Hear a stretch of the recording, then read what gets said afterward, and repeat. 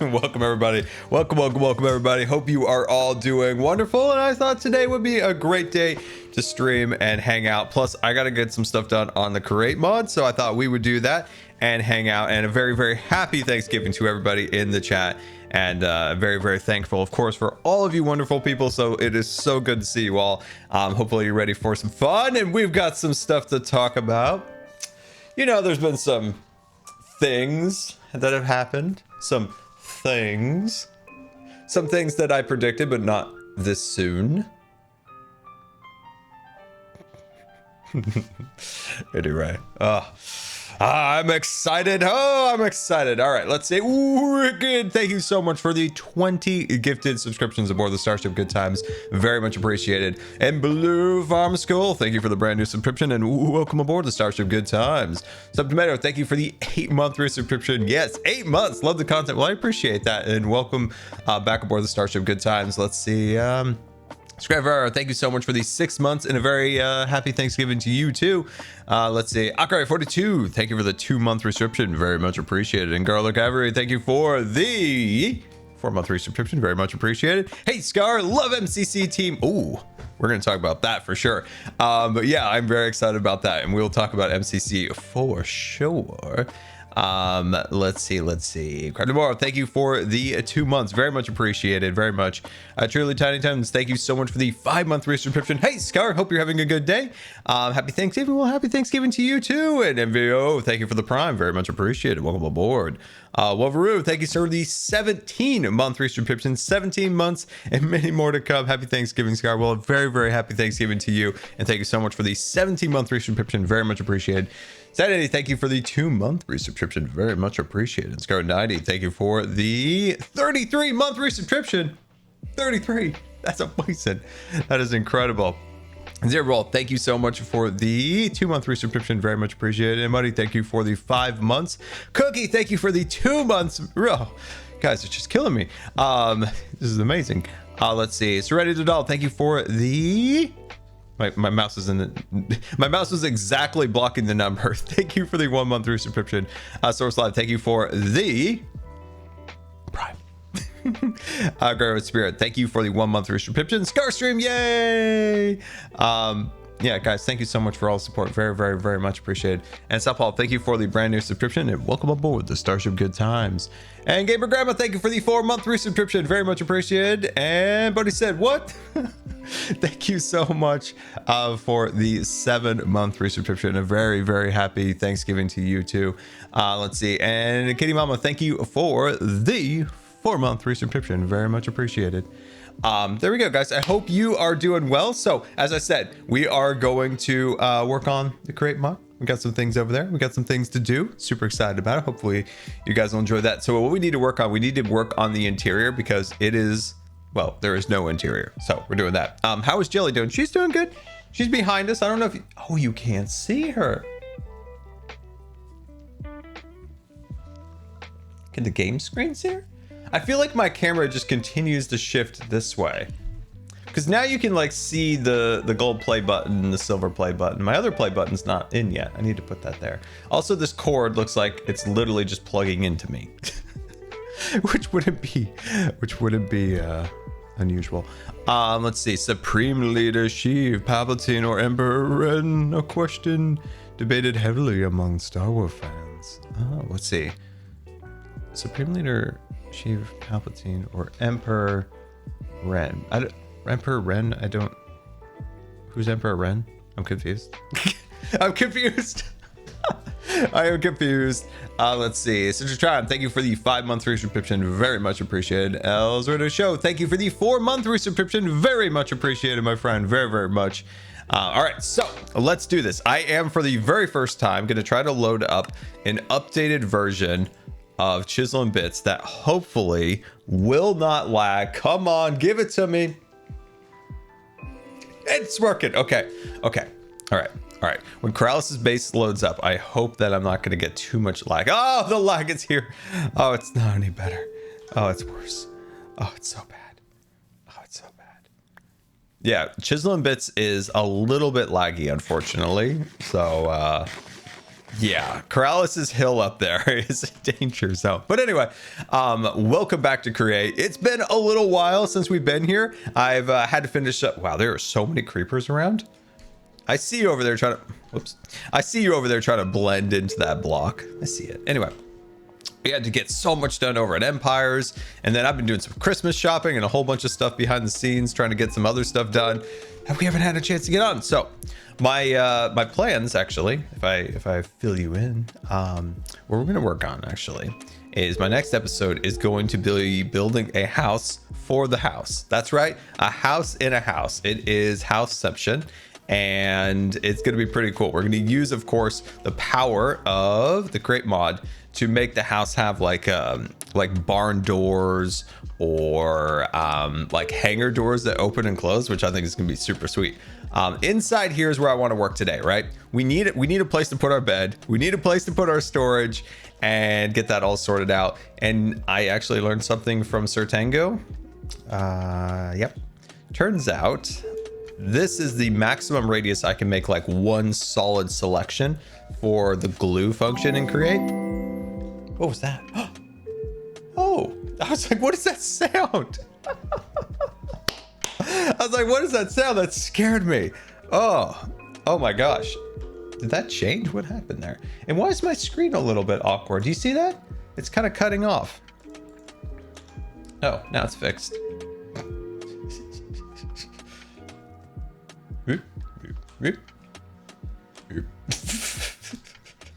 Sorry, I am easily distracted today. I am very easily distracted. Anyway, so yeah, moving house in a moving house. It's gonna be amazing. It's gonna be wonderful. Let's see. Is that a sound? It sounds to be of a sound. Ah, it's my pump. Hold on. Oh, big stretches. Oh boy, here we go. Oh, okay, we got technical difficulties. All right, let's hope for the best. All right, there we go. All right, let's hope for the best that worked. Let's hope for the best. Anyway, there we go. Now we are set. Are we set, Jelly? We're set. Okay, so first task today is to start building some wheels because that's what we're gonna do. We're gonna build wheels because the wheels that I have don't actually work. So first thing, we need a big cog. All right, we need a big cog and we need half slabs. So that's one. And then I want to make this flywheel. Ooh,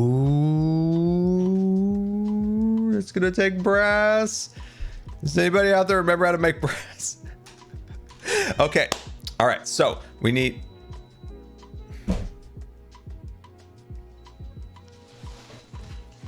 Try to stream here, pump.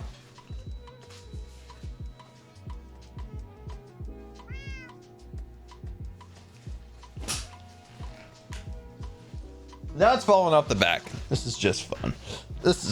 There we go. Okay. All right. Okay. All right. Sorry about the interruptions. The feeding pump likes to do that. Okay. All right. Brass. Okay. So like I said, so we're going to make the wheels. So my plan is to get rid of the piston wheels, which don't work for whatever reason. We're going to get rid of those and we're going to start incorporating some of the great things. So like I said, we need brass. Do I have any brass is the question. Do I have any? Oh, wait. Yeah, that actually works. Perfect. Okay, beautiful. We actually have some brass. Question to you. Oh yeah, we got the big cock. We'll get that. How do you make brass? I made brass, but I don't remember how to make brass. Swagman 2.0. Yeah, kind of. What else do we need? A shaft, and that is, oh, that's super easy too. So we need, the vision that I have for this is we need four of these guys. We need four of, wait, hold on, this is different. This is andesite alloy. Oh, that's zinc.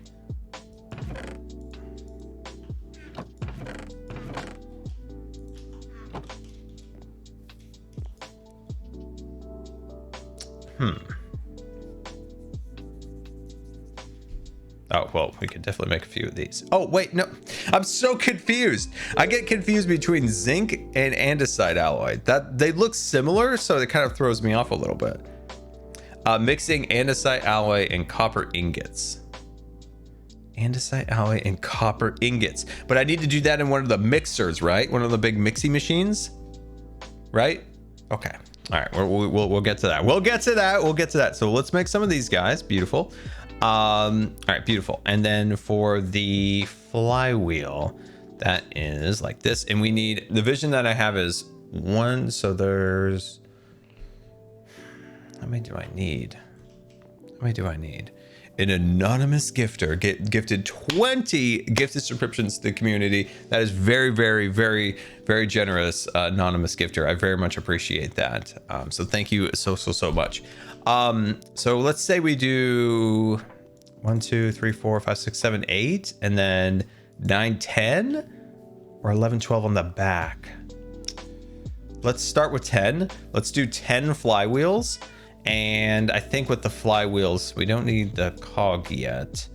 Oh wow, we can only make that many. We can only make one side. Okay. All right, we got this. We'll get these materials sorted out. It's definitely not disorganized. It's very clean, very orderly. Hey, there's some of those bigger things. We can use those. Beautiful. There we go. We're cruising. Okay. Oh, it's when merchandise is purchased. That's why that makes that sound. Actually, thank you so much for the Hawkeye shirt. Gonna be rocking the Hawkeye. Gonna be rocking the Hawkeye. All right, I'm annoying you. so you guys probably wonder. I assume you're probably wondering. Scar, what are your thoughts? Kimberly getting some stickers. Look at those beautiful stickers. Gonna put those on your car. Could put those on your laptop. Put those on a water bottle. It'd be amazing. Edgar, thank you so much for the 59-month resubscription. Very, very much appreciated. Very, very, very much. And Karen getting a Scarland shirt. Amazing. Anyway, you guys probably saw the news on Sunday. You guys saw the news that Bobby Paycheck is out at Disney. He's out. How do I make this alloy stuff again? How do I make, it's andesite and zinc, isn't it? Wait, I thought it was. There's zinc and then there's andesite. Oh, it's the little nuggets. It's little nugget guys. So if you remember on stream, I was saying that the winds were going to change. In 2023, I didn't suspect that Bobby Paycheck would make it past that that year. And because the reason why is the economy is a little bit tough. We all know that. It could be getting tougher. It might not, but it could. And forecasts show that potential park revenue will decrease if that occurs. And one of the things the company is relying on right now is park revenue. Park revenue is what's holding up silly old Disney Plus. And if it wasn't for the parks,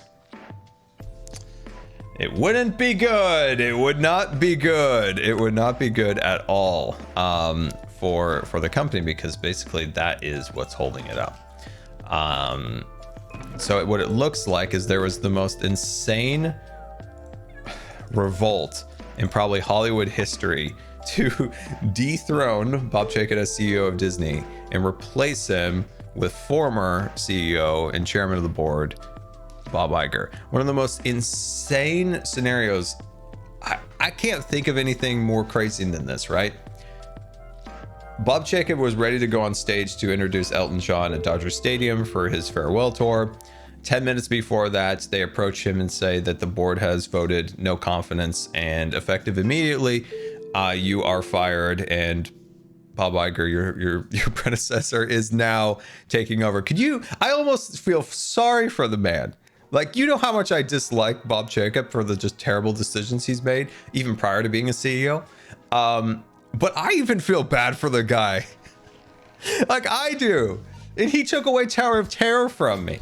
And you know how passionate I am about that change. And I feel genuinely bad for the guy. Like, that was dirty level.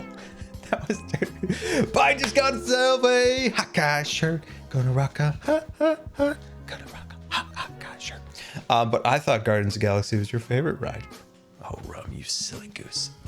You silly goose. Okay. I need to make way more brass. I need a lot of brass. I need so much brass. So I'm gonna go to Science Bit Attacked X1000. This holiday I'm thankful for all the things you do. Your content makes me so happy and your builds are a constant source of inspiration. Oh, that sounds. Thank you so much for that. That's very generous of you and very much appreciated. That's a very nice message. So I very much appreciate that. And yeah, I'm thankful for each and every one of you guys so much. Oh, I knew something was shooting at me. I was like, something's coming. We're trying to get to Zed's house without dying. This is so dangerous. Oh, okay, good. But as I was saying before I started today, I was thinking about how very thankful I am for each and every one of you. So yeah, thank you so much for just being who you are, and appreciate very much that we have such an amazing community here. We're gonna sneak into his base and use his grindy machines. Oh good, it's still here. This is where I had to use it the other day. Oh, he's got the Crusher McCrushersons. Wow, look at those things. Oh, they're just so majestic. I want one of these, but they're too expensive. Okay, here we go. Oh, I didn't bring a fuel source. Oh, we're gonna need some of these. What ones are these again? Oh, spruce support. Sweet.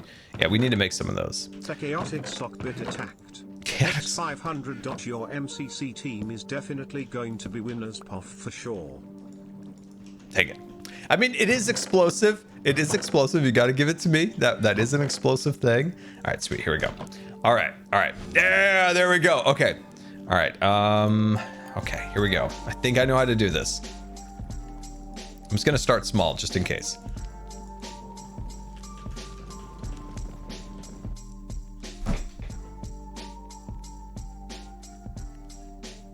I was so excited until I crashed the server.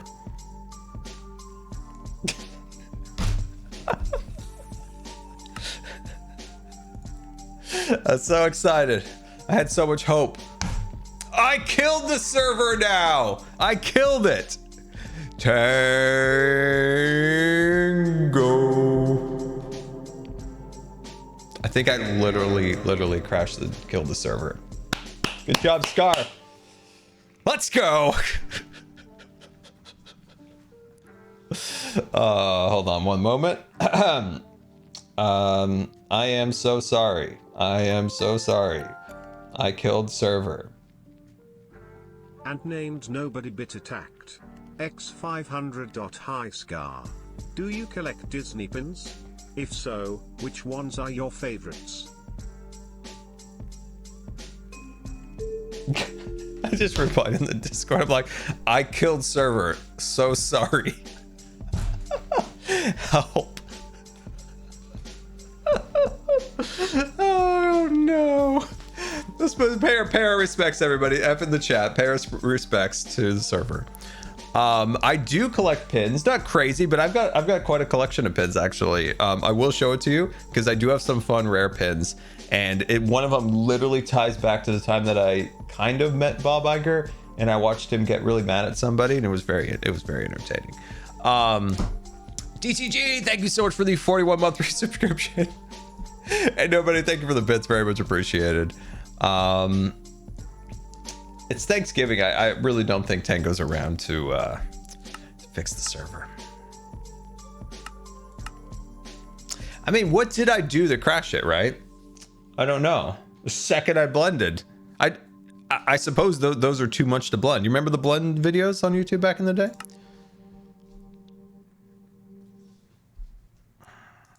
This is really difficult. We were just getting going too. We were having fun. Everything was going really well. Yeah, I think I killed the server. Oh, I think I killed the server. Will it blend? Yeah, apparently it did not blend.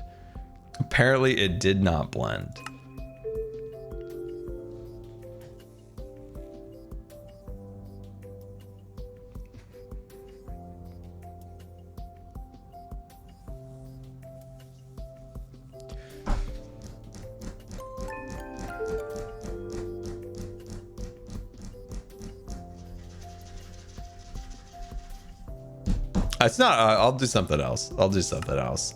I really had a plan there. I really had a plan. It was a good plan. It's a great plan, actually. It's a great plan. All right. Anyway, Bobby paycheck, right? Bobby paycheck gets bumped. Well, I wait a few. I'm gonna wait like a few minutes, and then we'll go do something else. Wait, Tango. We might have action here. He replies, "You sure did." We might have action here. We might get fixed. We might get fixed. Spam the chat with jellies. That's the only way this will help. Or Team Jelly, if you don't have jellies. This might be the only way. So we need jellies in the chat. Or if you don't have the jelly emotes, you go hashtag Team Jelly. It's maybe the only hope. Tango's doing things right now. He's moving. Nerd steam's coming out of his ears. It's a true fact. Look at those jellies in the chat. There we go. That's the only way. This is the only way. If you, like I said, if you don't have jellies, Team Jelly. Something about clearing your basin. I was making brass. I was making brass. I was a good brass boy. I was minding my business and using other people's stuff.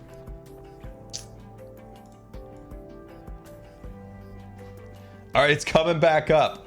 It's coming back up.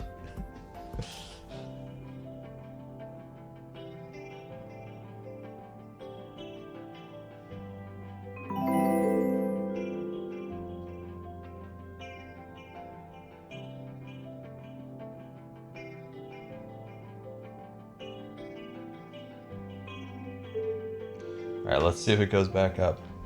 Here we go. We may have it. I need more jellies in the chat. We need the power of the jellies. We need the power.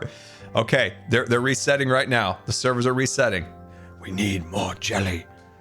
We need more jelly. Look, I'm gonna really annoy the mods right now. I'm gonna annoy them. I just changed slow mode to 3 seconds. Spam the jellies. Spam the jellies. All right, here we go. Here we go. I need more jelly. I need more jelly. Wow, there's so much jelly on the screen right now. Look at that. I've never seen such a power. The power. Wait, I'm gonna get my hands. I'm getting my hands in the right spots here. This is reversed for me, so everything I do is reversed in real life. And then this arm needs to come closer.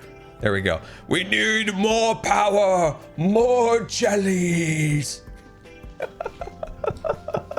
I love how many jellies are on the screen right now. Oh, it's just a glorious sight, isn't it? Oh, look at them. Oh, they're just so beautiful. Okay, here we go. Keep those jellies coming. We're logging in. We're logging in. Game screen.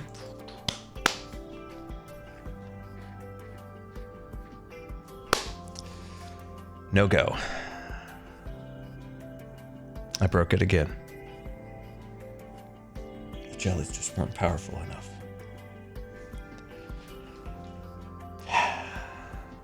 This is frustrating. This is frustrating.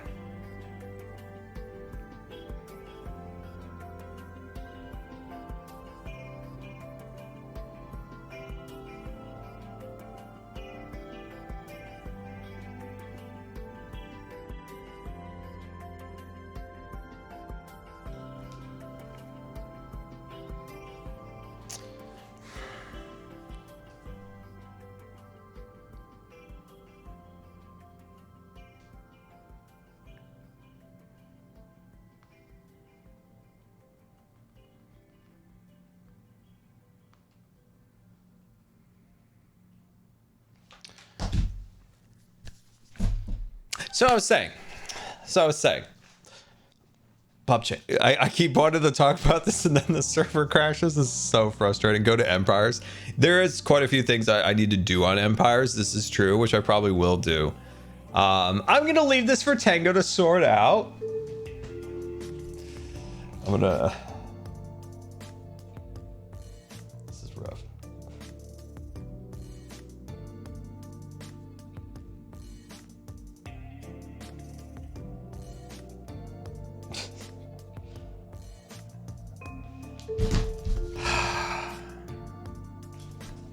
Going over to Empires. Got stuff to do over there. I got stuff to do over there. I do have stuff, so we'll go over there. if it's creative to mess around with stuff, maybe. We could definitely do that.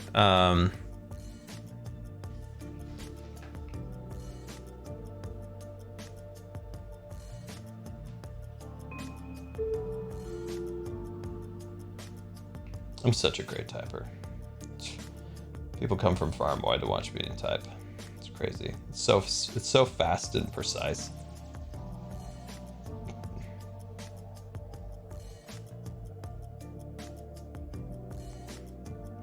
Was there any other mods I needed to update?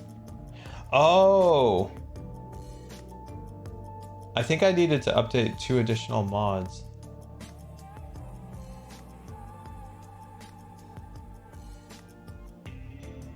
Create. Oh, shoot.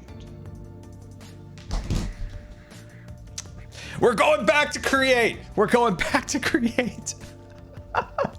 Okay. All right. Will I download a bunch of mods and delete mods?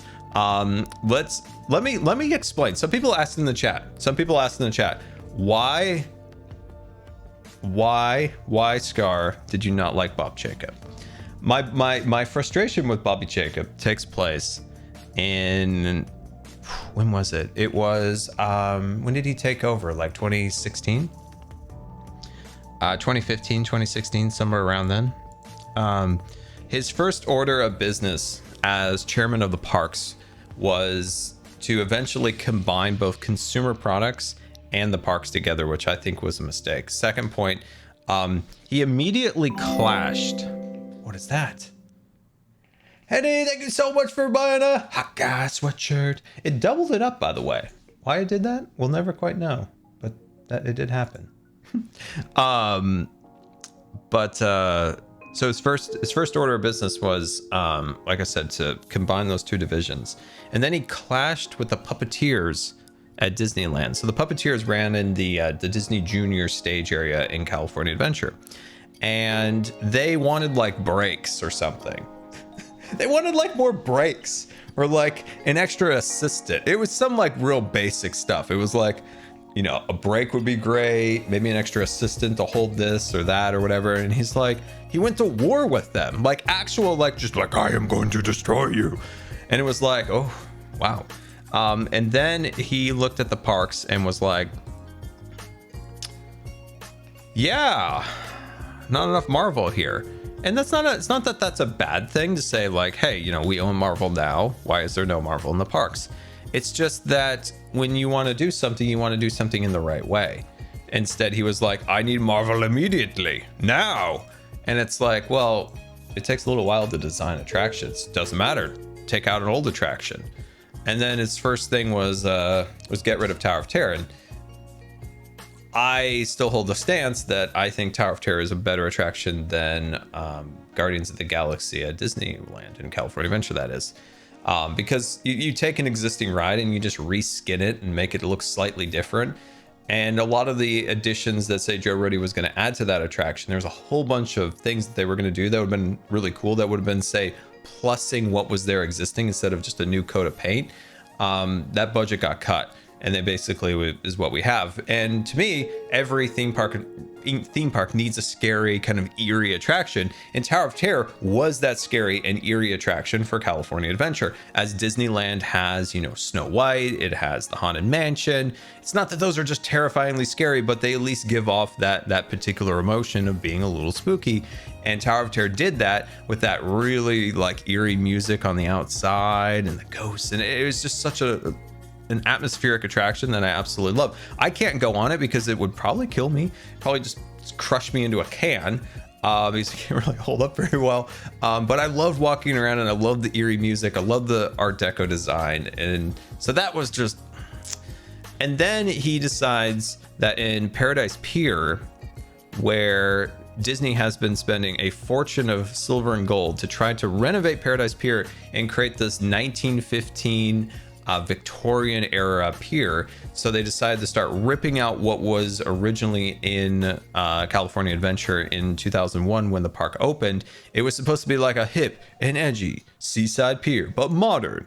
And it was just terrible. So they were taking away all that trash and replacing it with like very ornate and beautiful buildings and stuff like that. It was a slow process, but it was slowly moving through, and they were trying to create the narrative that this place was run by I'm still loading mods, guys. I'm still loading mods. Bear with me here. So he comes in there and was like, we need more IP, synergy, buzzwords, synergy, activations, circle back, meet with the internal team. And so he starts being like, we need more IP, and goes, Paradise Pier. Just call it Pixar Pier. And so they go into a land that's still existing today so it still had some of that 2001 design, and then they were slowly moving through and adding that 1915 very Victorian design, right?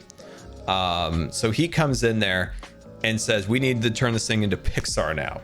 So now you have 3 clashing narratives inside this land that truly just doesn't make any sense, other than he wanted buzzwords, he wanted IP, infuse IP. So you have a land now that has Pixar stuff, but still some old Disney stuff, because when they were renovating it to the 1915 Seaside Pier, as I mentioned before, they were incorporating a lot of old Disney. So like Mickey Mouse went onto the Ferris wheel, and then Silly Symphony Swings, an old Disney cartoon. So how does that make sense in a Pixar Pier area? How does that make sense? How does that make sense? Why is Mickey on the Ferris wheel when it's Pixar Place? It is a narratively poorly thought out design, and most people don't care, honestly. People buy their ticket, they got the kids screaming for a Cheerio, the dad's just checked out, you know, the whole thing. They're in the park, they're whatever. But for me, who does get pretty into lore and the story and the narrative and design, it's a disaster. It's an absolute disaster. What if they had hooks on the Tower of Terror to attach to your wheelchair like disabled buses have? That'd be interesting. You know, they are trying so hard to make it so you can roll your wheelchair onto an airplane, and they hook it on like a bus, where you have the different strap points and harness locations, and you lock it in, and boom, you never have to get out of your chair. You don't have to look out the window and watch the baggage handlers just go like this with your wheelchair, like hoi, right up the side of the plane. Which is actually true. All right, so guys, we're doing major changes here. We're moving fabric. We're moving all these things. Things are going well. I'm just trying to change the fabric API, and once the fabric API has been changed, we shall have the power of the brass once again. And now Zed's gonna know I was in his base. Okay, here we go. All right, this is it. I'm powering it up. So you can kind of see how I'm super irritated by like this land that nobody needed Pixar area. It was him say in his like uncreative mind, well, all people are here for is characters, so we need to shove the characters down everybody's throats at every 5 seconds. At any point, there's characters everywhere. And then, you know what? Say you're gonna do Paradise Pier and you're gonna change it to Pixar Place. That's okay, that's fine. But do it all the way. Go all the way in. You rip out everything that was there and you rebuild it and you make it into a proper Pixar land. Instead, you leave Mickey on the Ferris wheel. You don't finish the right side of the area, so you still have the Paradise Pier Hotel, which is now changing, but that section still has the restaurants that are themed to Paradise Pier. You still have Jumping Jellyfish. You still have the Zephyr. You still have the Silly Sympathy Swings. Like, it's like you never go all the way in, and that's where it comes down to, is that he doesn't go all the way in on these designs, and that's why it's just a narratively awful thing. And it's just a corporate guy, you know, through and through. There's no creativity in there, and there's no follow through, because being a corporate person, all you're focused on is maximizing the profits which is fine if you're going to make a profit. That's fine, but you can't do it. You can't be cheap at it, because in the end of the day, when somebody comes in and they're like, this isn't that great, I'm not going to come back. And maybe you made the buck today, but you're not going to make the buck tomorrow. And that's basically Bob Jacob. Let's make the bucks today, but let's not make the bucks tomorrow because we scared off our audience. So that's why I was super frustrated with him before he became the CEO, and also the fact, and I haven't even got to it, and I will get to it. This is the crowning thing of why I was very frustrated with him as the parks chairman. Here we go. Let's see if Tango did it.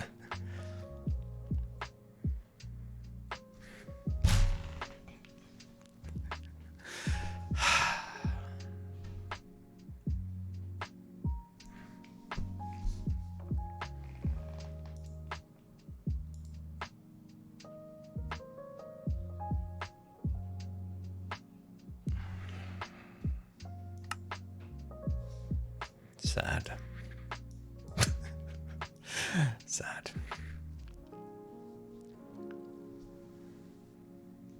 So back to Disney as I sort this out. Why Scar?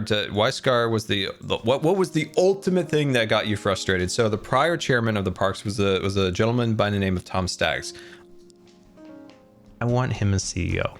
So Tom Staggs is a businessman and a numbers guy. That is what he is. But he is somebody that understands that you have to invest to make money. You have to pay some money today to pay off in the future.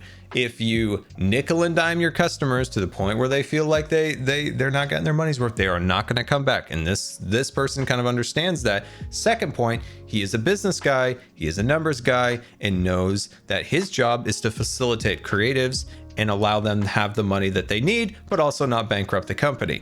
That is how a proper business person works in a creative environment. Not that you are going to dominate over the creative, because the creatives are the people making the content and the IP and the intellectual property and all that. You are to facilitate their ability to create great content. And that's how he always saw it, was I'm going to be hands off on the creative aspect, but I'm going to allow you to do what you want to do within reason, because right, a creative person will bankrupt something in 5 seconds. We're like, I want a 60,000 foot mountain. It's going to be amazing. And there's going to be a real life rocket ship ride. Like, there has to be a little bit of reason once in a while. So I'm going to try one more thing and then we're going over the empires. Sad face. We're doing one more thing, guys. We've got this. So Tom Staggs greenlit Galaxy's Edge. Galaxy's Edge had 3 attractions in its original design. I've broken stuff again. It's okay. It's fine. It's fine. It's fine. This isn't a disaster. We're moving. Okay, this is my last try at this. So Tom Staggs greenlights Star Wars Land. Star Wars Land is going to be built in Hollywood Studios and at Disneyland. Disneyland required a lot of. I know I broke it, Tango. What happened? I mean, I was just mixing a cake over at Zed's base. It was fine. Everything was going well. Everything was going really well. Just making some brass. Just trying to make some brass, man. Just trying to make some brass. Just mixing. It was going well. I had the zinc and the copper. I had the copper. I think we might need the power of the jellies again, everybody. Oh, wait. No, server's resetting. Oh, wait. Tango, I might have actually logged on and crashed it. Shoot. Let's just try to make some brass. So, when Tom Staggs introduced Star Wars Land, you had Rise of the Resistance, which was codenamed Alcatraz, and you had the Millennium Falcon ride, which was codenamed Big Bird. You had an additional attraction, and that attraction was going to be more of like people mover attraction. It was going to be a bantha attraction, and you were able to get on a bantha, and that bantha would have taken you through the land.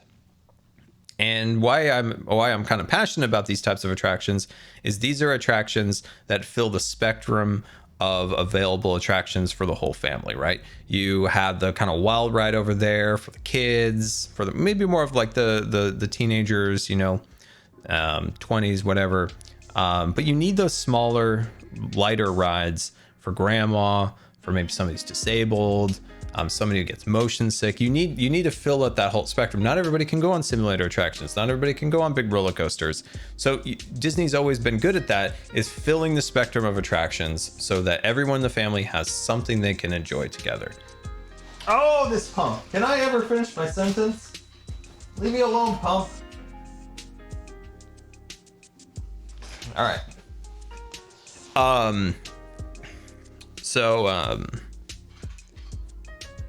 Blame said, yeah, we definitely didn't have anything to do with the problems in Zed's base. Definitely, we didn't put the copper in the sink and the. So, shoot, let me see what they're writing. Scar and let's see, Scar Night Question says. Yeah, we might. Looks like Tango might bring back the crate mode to a different one.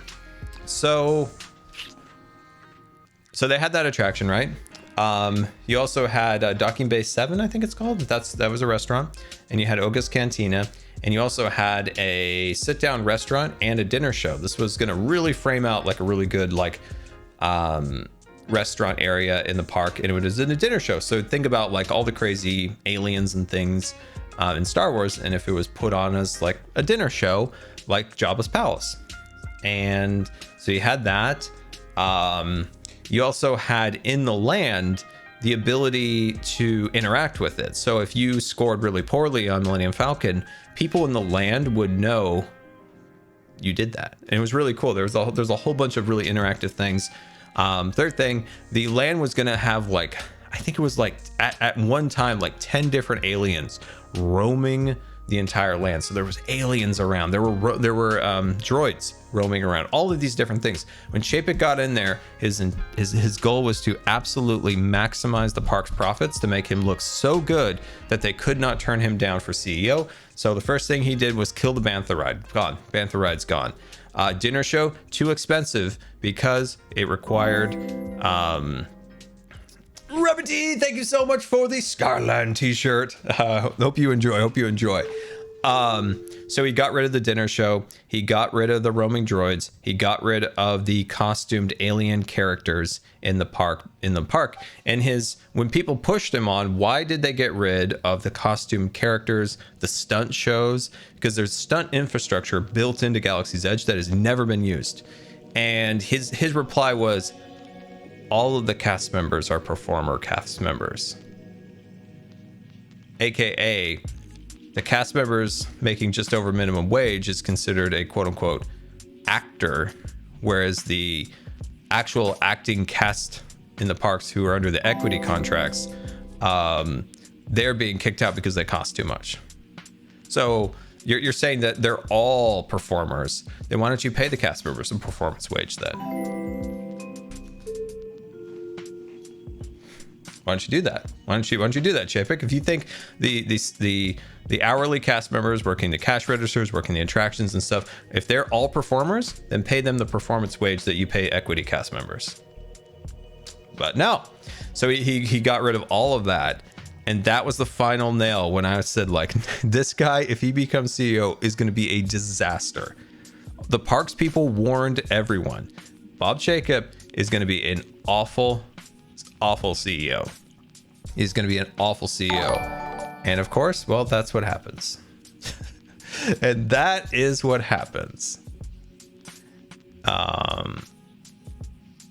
It looks like the issue might be with the update, because we updated to the current version of Create, and that might be the issue. So maybe we're going to get this sorted out so you can hear me rant about Star Wars. So yeah, you can kind of see why I was so frustrated with the appointment of Bob Chapek. Maybe this one of the many reasons why I didn't want to do the Disneyland podcast anymore, because he was so frustratingly this guy that was destroying the park and like everything that was good about it. And he comes from a certain ilk of like people that like I said before, it's make your dollar today, who cares about tomorrow? And that comes into why like Genie Plus or parks reservations or any of these things are destroying the soul of the parks is that we're getting rid of, cutting back on so many cast members. So then the burden on cast members is so much greater. I mean, that's what's really frustrating, is that they've cut back on cast members so much that, these cast members, it was already a tough job being a cast member. And then maybe your division has like 5 less people operating, and now you're like taking on an extra work of like 2 other people. And yeah, it's frustrating. You wonder why morale with cast members is so freaking low right now. Every cast member I've talked to, they talk about how it's terrible. And it's crazy how fast something can deteriorate. It's crazy, right? It's crazy how fast things can deteriorate. So in the parks right now, if you want to go to the parks, this is why I haven't been to the parks. This is why I make my own park, Scarland. That's why Scarland is the preferred theme park these days, by the way. You want to go to the park, you got to get a reservation to go. Okay. You got to get a reservation, and then you get to the park and you're like, sweet. If I'm at Disney World, I'm gonna take the Magical Express and I'm gonna get to the parks. No, Bob Chicka killed the Magical Express. No longer there. Now I gotta pay for the service to get to the park. Now I gotta pay for that.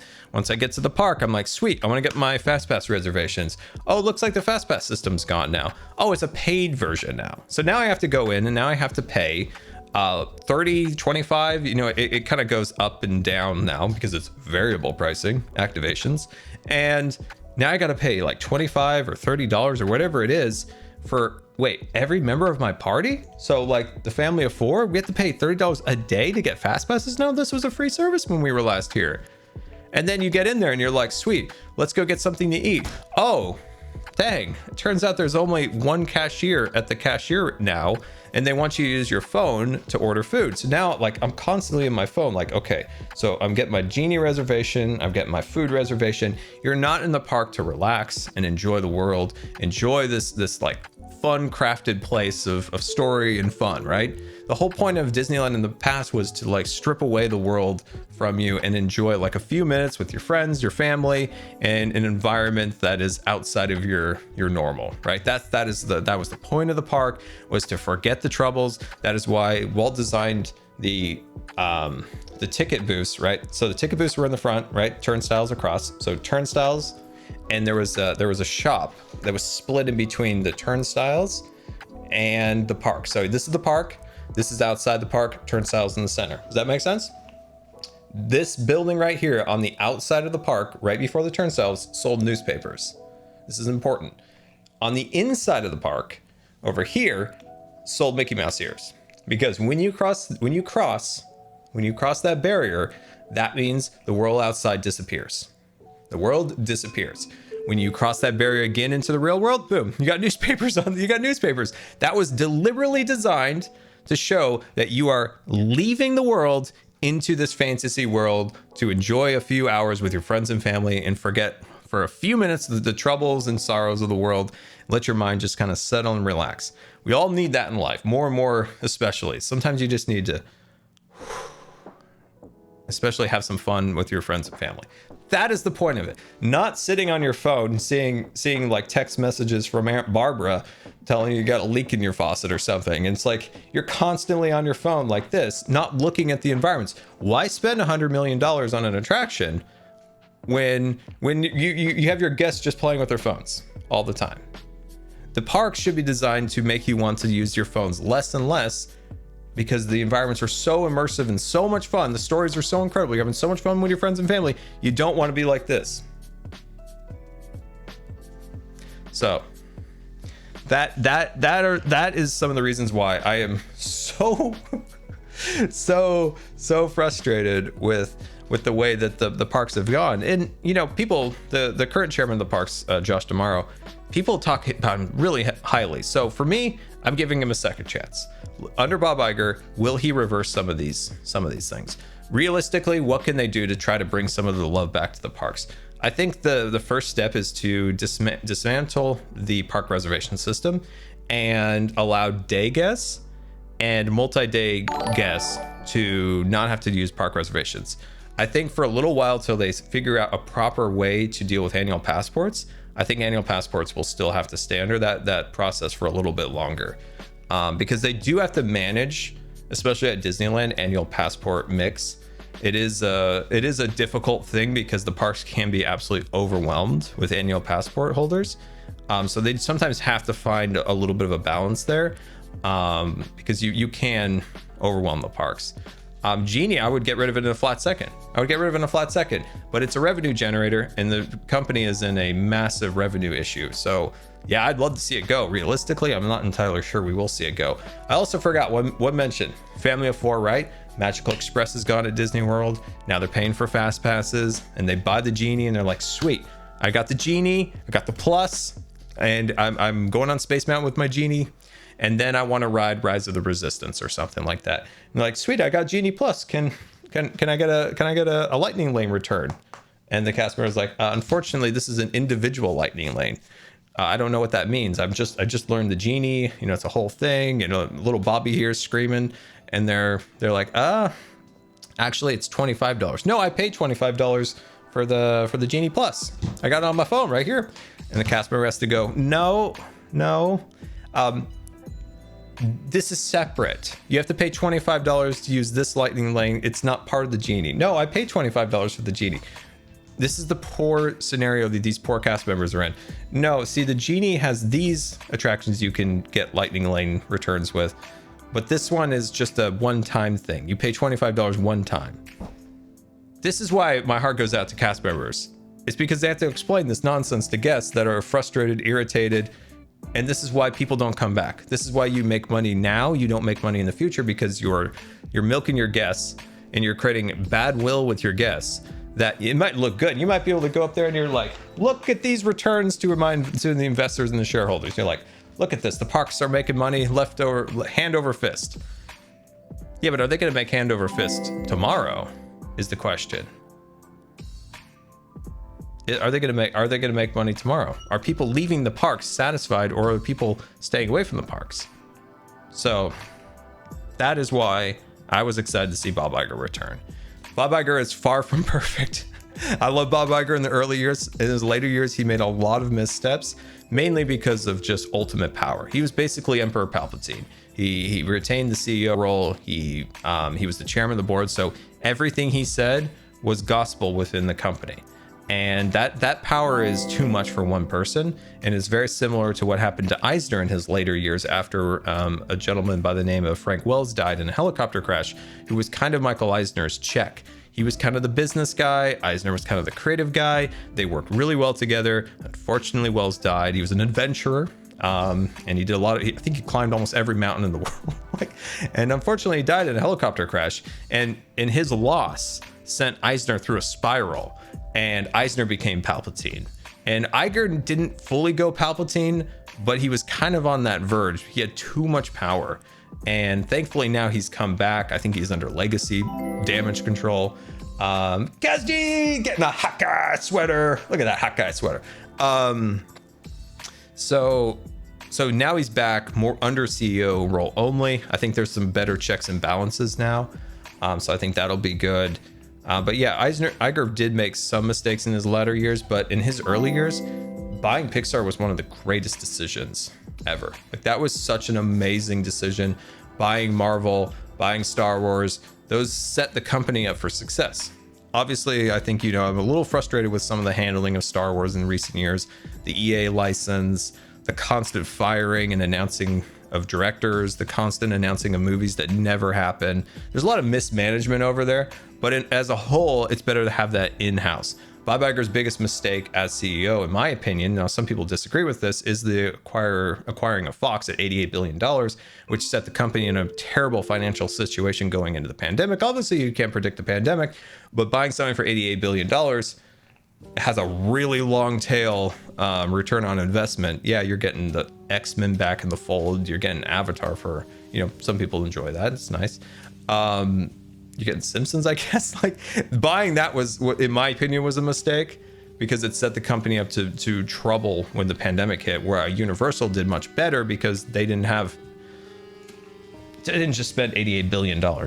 Okay, let me see if they fix this. I just went on the world's largest Scar rant of all time.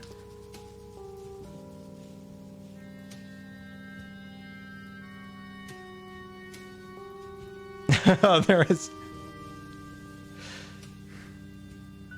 All right, we're moving to empires. Tango's doing some magic. I don't know if you know this. Did you know that Tango's a magic man? He's a magic man. He's a magic man. He's a magic man. We're going to empires. So yeah, I don't know. I went on probably the biggest rant that nobody cares about, but I'm super passionate about this. Metal_warrior bit attacked. X1000. Hey Scar, happy Thanksgiving. I have been really enjoying Jimmy and you during the crossover. The two of you have been really fun to watch, and I hope. Oh, it cut you off. Hold on.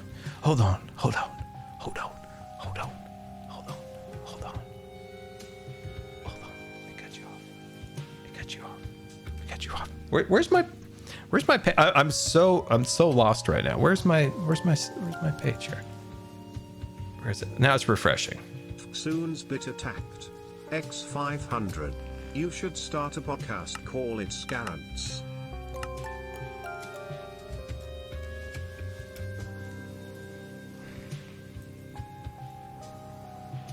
We're back. We're back on Empires. I do have some stuff to do over here. But yeah, as you were saying, it has been so much fun hanging out with Jimmy. I cannot find your message. I was trying to find it. Let's see. Warcraft.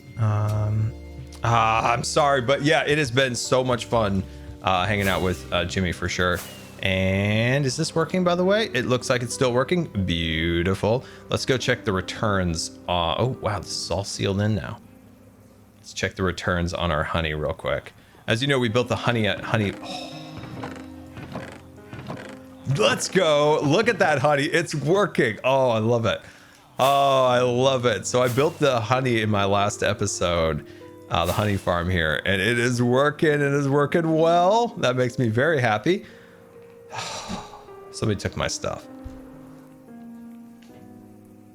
My storage was right here, and it is gone. That is all of my stuff that I was gonna use for today. Oh. Man, today has just been one of those days. Nothing's working out. I need some jellies in the chat. I need some jellies. Let's hope somebody put my stuff down here. Let's hope. Let's hope. Ah, is this my stuff?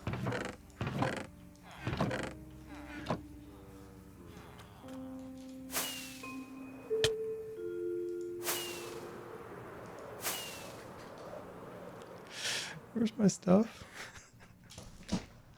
Can we get anything done today?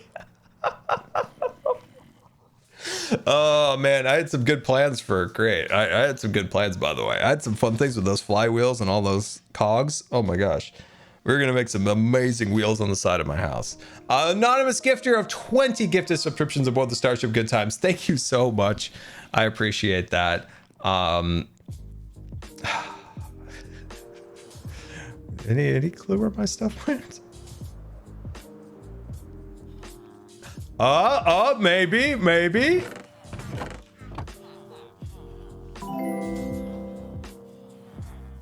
Karen, thank you for getting yourself a hot guy shirt. Hope you enjoy your hot guy shirt. Hope you enjoy your hot guy shirt. All right, I'm pretty sure my stuff's gone. Wait. X put it on the villager level. Tons of shulkers in there. Okay. Is this the villager level? Doctor_metal_warrior bit attacked. X500. Here is what I said before I got cut off. I hope you, Jimmy, and you do more collabs in the future. Oh, definitely. Smart Warrior, thank you so much for the bits. I'm a dozen. Very much appreciated. Yeah, no, that's not my stuff.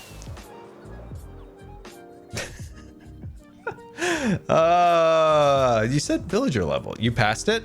Well, I mean, this isn't my stuff. That's someone else's. No, I love Jimmy. Jimmy is so freaking funny. He is an absolute hilarious person. So it's been so much fun hanging out with him, goofing about in Trouble Town. It's been really, really fun. I can't wait to never mind. Here's me over here just spoiling things. But not. That's right. But not. What's that over there? I've never seen that one before. Anyway. Next to the cows inside the double chest. Next to the cows inside the double chest. Next to the cows inside the double chest. Okay. Wait, is this it? I don't know if that's my stuff. Is this my stuff? No, I don't. Wait. Those might be my goat horns.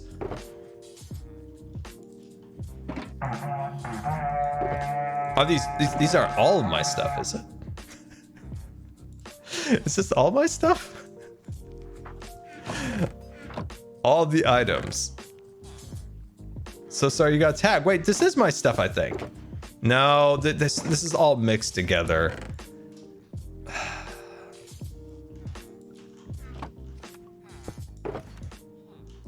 I know this box was my box. I know that one was mine. Oh, it's mixed. We've had some trouble with mixing today. Mixing has been a very difficult thing. Open them all. Yeah, what I'm gonna do is just try to find the ones that I need for today. Lisa got some stickers. Gonna rock the stickers on a water bottle and a laptop and a car. It's gonna be amazing. Yeah, I know that one's mine. Okay, that one's mine. X clean the monster. Yeah, this is definitely how you clean a monster. For sure. You put everything in shulkers and mix them with other people's stuff. This is a foolproof way to kill a chest monster. This is how you make a super chest monster and a villain. This is how you make. This is falses. That's falses because I know that Sir tried it. Where's the cleaning lady? Where's the cleaning lady? Oh my gosh. Okay. So my plan today was to, because the farm at Jimmy's is just not producing as many it's just not producing as many melons and pumpkins as I want it to, so I want to expand it out. She's on vacation. This is the time of need.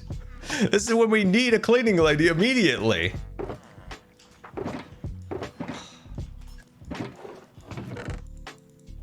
Man, today has been quite the day. That's mine.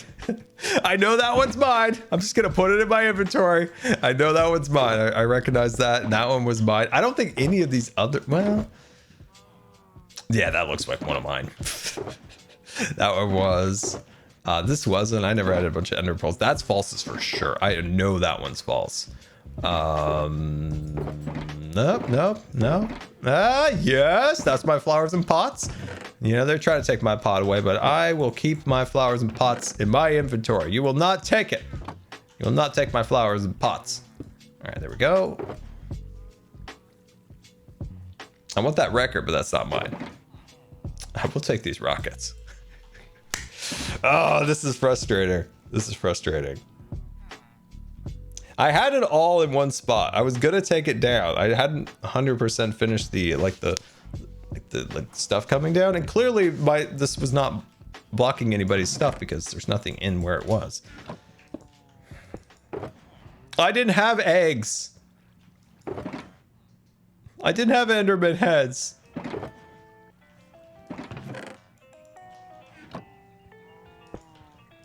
What I'm really looking for at this moment is my iron and my redstone, because I need the redstone to build the farm. I'm a sad scar right now. You know I'm gonna leave this all like this too.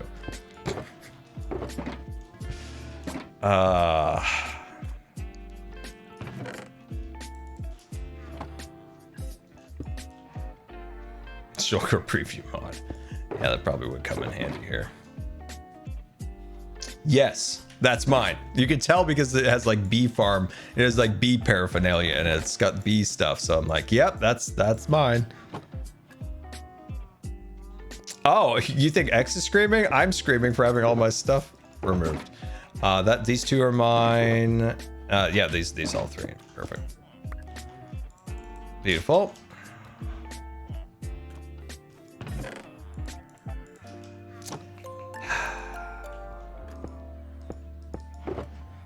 I don't use scaffolding. 5372-bit attacked. X500. Don't be sad, I'm sure you will successfully create a new Shulker monster. Oh, I will. I am creating one right now. But anyway. That was it. Any other thoughts? Any other questions about that Disney stuff I was talking about? I'll wager to say this: that there's not a lot that I'm an expert in, but one of them is that stuff. that is one of them. So why when I watch Disney podcasts, is sometimes I'm just like, you're not right. You're wrong. I've been following this stuff for a very long time. So it's interesting to see, especially people who don't know some of the early days of Iger, like what he did and how he like started and changed stuff to the better. And then in the later days, kind of how some of it got a little bit shaky. What did I think of the finale of Andor? I liked it. It was good. It was good. Is it weird that I got really excited when I saw an Imperial shuttle? It's my favorite. That is mine. It's my favorite. Oh, there's the flowers in my apples. There's my apples. All right, I'm taking these back, and then I'm going to come back for the rest of this. Do we even have a portal anymore? Did the portal get taken away? I'm gone for less than a week, and everything's gone to crazy town over here. Oh, here it is. Sweet. Yeah, I liked it. It was good. I was a little bit. What's her name? The ISB agent. What's her name? Dedra, I think. She had that escort of Death Troopers, and Death Trooper just was just like and just died. I was like, come on, Death Trooper, those guys are powerful. I was annoyed by that, because the reason why I was annoyed, let me tell you why. The reason I was annoyed was because like a lot of the current Star Wars makes the Empire out to be so incredibly incompetent that you're like, how are they holding this all together if they're this level incompetent? Because you can be incompetent, you can be corrupt, but you still have to have some level of like you could be running all this stuff at this level. Like when you watch the incompetence of like the Empire in Obi-Wan, it's like it's just laughable. Whereas in this show, they actually show that they are terrible, the Empire. But they have like systems that make it.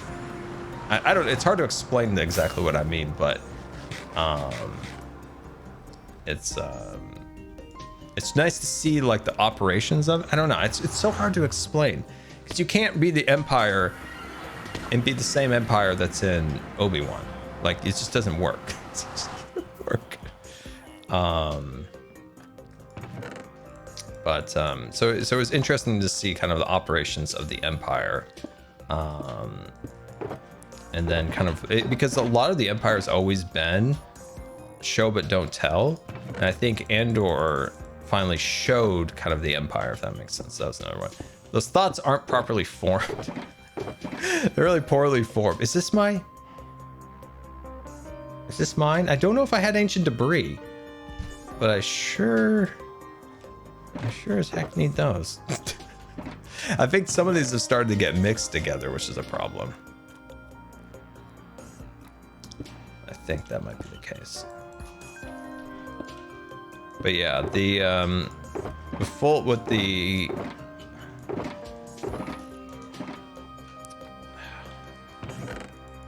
definitely aren't. I'm missing quite a few of my boxes. All my redstone is straight up gone. I guess we'll have to make it.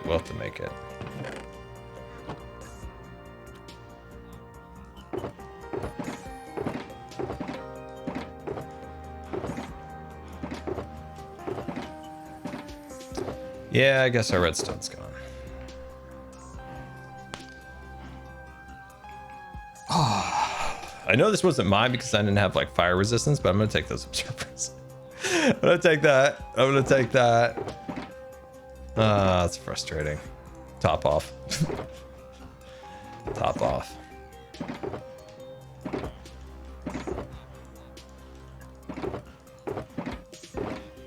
Okay.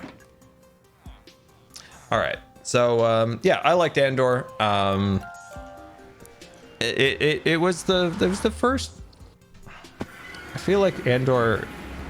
The best part about Andor, honestly, was its writing. So one, its acting, and its directing, and even its choreography. Those were its absolute strongest suits, as the show was phenomenally put together. Like it I don't know. It's hard to state how much the writing in, say, like Obi-Wan was so awful that this was such a refresh to see like a properly put together show. On the other hand, too, it did miss a few like elements that makes Star Wars that I kind of missed. But at the end of the day, I still really enjoyed it, and I could watch it and just be completely satisfied with it. But there were certain Star Wars elements that were just kind of straight up missing from it, that were a little bit disappointing. But it was still good, because the biggest frustration that I always have with any of the Star Wars shows is recently, like Boba Fett too. It's like there's like these logic issues in it. There's like these logic issues that just don't make sense. They're just poor writing, and everything in Andor like made sense.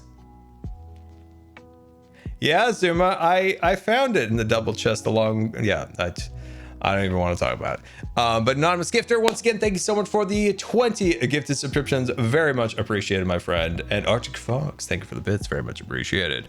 And Dragon Storm 611, thank you so much for the 3 months. Or not 3 months, 21 months. Not 3 months, 21 months. Thank you so much for the resubscription. And Xander, thank you so much for the 2-month resubscription. Very much appreciated. Okay, let's see what we got down below so we can expand that farm. But yeah, that's what I liked about it. There's elements that I miss that I felt was missing a little bit, but yeah, it was good. It was good. I enjoyed it. Okay, so we can start pushing this wall back here. So what's on tap for Star Wars now? So we just wrapped up Andor. We wrapped up Tales of the Jedi, and we are moving to Mando, hopefully in February. Is this correct? I think it's February, right? I think it's February. I hope it's February. I wish it was sooner, but I wish it was sooner. I wish it was starting like right now, right after the conclusion of Andor. Bad Batch, dude. Bad Batch was supposed to be released early this year. And then it just kept delaying it. They just kept delaying it like over and over. There's been active times where it's been on the schedule to be released, or even like say maybe like a Disney Plus in some overseas territory might have accidentally released like a release date for it, and then they're like, no. I don't know what the deal is with Bad Batch at the moment. But I'm sure it has a release date now, but I don't really trust any release dates with that property at the moment, considering it's been moved around so much lately. So that's one. It'll come out when it comes out in my book.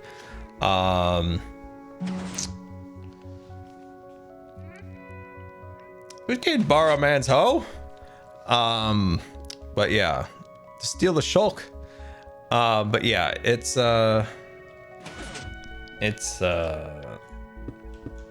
I'm very excited for Mando. I think that'll be quite exciting. Very excited. Very excited for Mando. It would be weird. Okay, so for people who didn't watch Boba Fett, they'll probably get kind of confused at the start of Mando. It's like, where did this man get such a great vehicle? Like, where did Mando get an N1 starfighter? Did he go to Naboo? Has hard times befallen Naboo? Like, this N1 starfighter used to be shiny and pristine, and now it looks like a hunk of junk in the best possible way. That thing actually looks freaking fantastic. the way they designed it. Oh, I love it. But if you're gonna look at the old one, the new one, it does look a little rough around the edges. In my opinion, it looks amazing. And then he's like, wait, where did little green guy come from? I thought little green guy was hanging out with power converter guy. What's up with this? Some people who didn't watch Boba Fett will get genuinely confused on why these characters and things are like this. But yeah, that'll be interesting. I know for a fact I'm gonna have to explain this to friends and family. Okay, so there was this show called Boba Fett. It wasn't really about Boba Fett, but he did live in a bacta tank for a short amount of time. There were 2 episodes in Boba Fett that were actually Mandalorian episodes. So watch those before you watch Mandalorian. That's how I'm gonna explain it. That's how I'm gonna explain it. That is how I am going to explain. I think that makes sense, right? I think that makes sense for everybody. I mean, that Mando episode in Boba Fett was really good. It was great. I mean, if you want to go down rumor mill with me, if you want to go there with me, supposedly, this is a rumor, those 2 Mando episodes in Book of Boba Fett were actually scripts from season 3 of Mandalorian that were brought into Boba Fett to supplement the lack of scripts for Boba Fett. And it kind of, who knows, this could be completely made up. This was just a rumor, but it kind of checks out when you think about Boba Fett wasn't never even mentioned. And then there was like, you kind of add a little bit to the end, because how do you have a Boba Fett show and you just completely forget about him, and then you go off with an adventure with Mando, and then it's like, it doesn't make any sense. Book of Boba Fett was a narrative disaster because it had very little time in development, because it was supplement for Mando season 3 not being able to go into production. So it kind of checks out in the terms of that. I don't know. It's still just a rumor, but there's some merit to it, I suppose. Because they felt different. And you know what the biggest thing about those 2 episodes were? They had higher budgets. Big budgets. Those were the most expensive episodes. So that's why Mando has a higher budget. So interesting. But I'm excited. There's a scene in the trailer for Mando 3 where there's a bunch of Mandalorians that like drop. Like they're like drop troopers. They like drop out of the plane. I'm like, yes, that looks cool. Hey, and what's that creature? You know the puppet, Boba Fett's buddy? Not Boba Fett buddy, Jabba's buddy, the little creature, Silicious Crumb. Rascal, where are you Rascal, where are you? Is it something Crumb? Like Silicious Crumb? Delicious Crumb? What's his name? All right, let's start adding some of these. What is his name? Yeah, Paging Rascal. But anyway, that guy, the little fella from Jabba's palace, like his species, there's a scene in the trailer where there's basically just a tree of them. I don't know why, it just made me laugh when I saw that. I was like, an entire tree of Salacious Crumb. Okay, Salacious Crumb. There we go. Yeah, I was excited when I saw that. I was like, oh, that'll be sweet. I know my brother will love that. I know he loves Salacious Crumb. Like, that was his like favorite character for a while, Salacious Crumb. So yeah, that'll be cool to see that. Oh man, when I lost, okay, I have a little bit of iron here, so that'll make up for the iron that I'm missing. Sweet. Oh boy. Oh wait, I have some wait, did I? Oh, I dumped these chests in here. Dr_metal_warrior_bit attacked. X1000. Did you see who your team is going to be for this MCC? Oh dude, we haven't talked about MCC. Dr. Metal, thank you for reminding me. Yes. Well, I've known about it for a little bit. So sometimes when, like, we know about the teams for like maybe a little bit before they're announced. And so sometimes when they're announced, like, I'm like, oh, wait, oh, nobody knew about this. Sorry.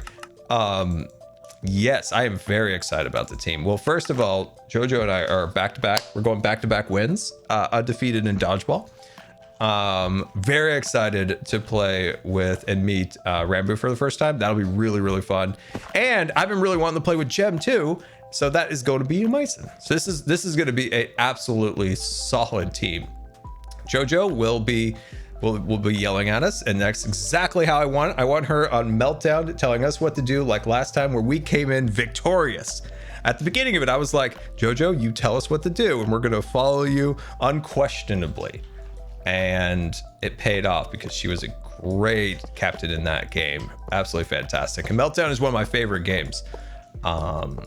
So I had so much fun in that last time. So I suspect we're going to do even better. Meltdown's super important, in my opinion, to have like one voice. You need one voice. You need one voice in that. And that's why when we did that, I was like, JoJo, you are the voice. You are the voice. We shall follow you. So yeah, that worked out really, really well. And yeah, like I said, I can't wait to play with Jem, because we've been in quite a few MCCs, but we weren't on the same team. So that'll be really fun. And then, as I said, it'll be fantastic to meet Rambo for the first time. There we go. Oh, I'm out of dirt. I'm out of dirt. And Scott, Tubbo and I need to play on the same team someday, Scott. Scott. Someday. Someday the slushy duo will be together, Scott. Someday. The power of the slushy duo together. Might be too powerful. Scott.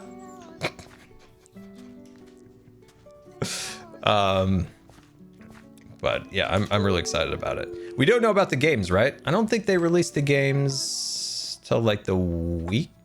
I think we know the games when you know the games. I'm pretty sure, if I remember right. Everybody just shout Scott. Right, Scott? Slushy Duo will be all powerful. Slushy Duo plus the Desert Duo will be unstoppable. Oh, the Desert Duo, yes. I still want to do a build mart with Grian someday. I want to do a build mart with Grian. I need to, I've been out of MCC for 2 months now. So I need, as long as you guys all shout Scott. I need, oh, this is like a huge capacity increase for this. This is sweet. I need to do some research again. Last time we did not play Sands of Time, and I suspect we will play Sands of Time this time. Especially with H-Bomb in there. I mean, that would just be a travesty if we didn't play Sands of Time 2 times in a row. I mean, I don't know. I would have to send flowers to H-Bomb. I think it would be I think it would be devastated. I remember when we did a practice stream, JoJo gave me a bunch of tips for Sandkeeper and what to do when you're not managing sand. So when you sand the levers up, you know, the number of sands in the thing. There's some things that Sandkeeper can do. I'm trying to remember what they were. Crafting _ bit attacked. X1000. Training arc. Hi Scar, you should check out a show called The Owl House. It's an amazing Disney show, but it was sadly cut short due to Disney Oh, got cut off.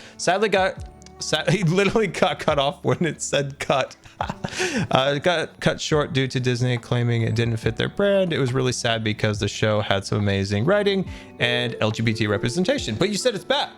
But it's back now. Oh, well, that's awesome. That's awesome. Yeah, I'll check it out. I've never heard of it. Actually, no, that's an animated show, isn't it? Actually, wait, I have heard of that, I think. It's an animated show, right? I love how you said got cut when Scarvis cut it off. Scarvis's like number of words that it now says is like half than what it used to be, right? It seems like it's less than like a tweet. I think it's like half. It's like a tweet. It literally is. Like Scarvis is saying less words than he's ever said before. I need to look at how many like characters it's using.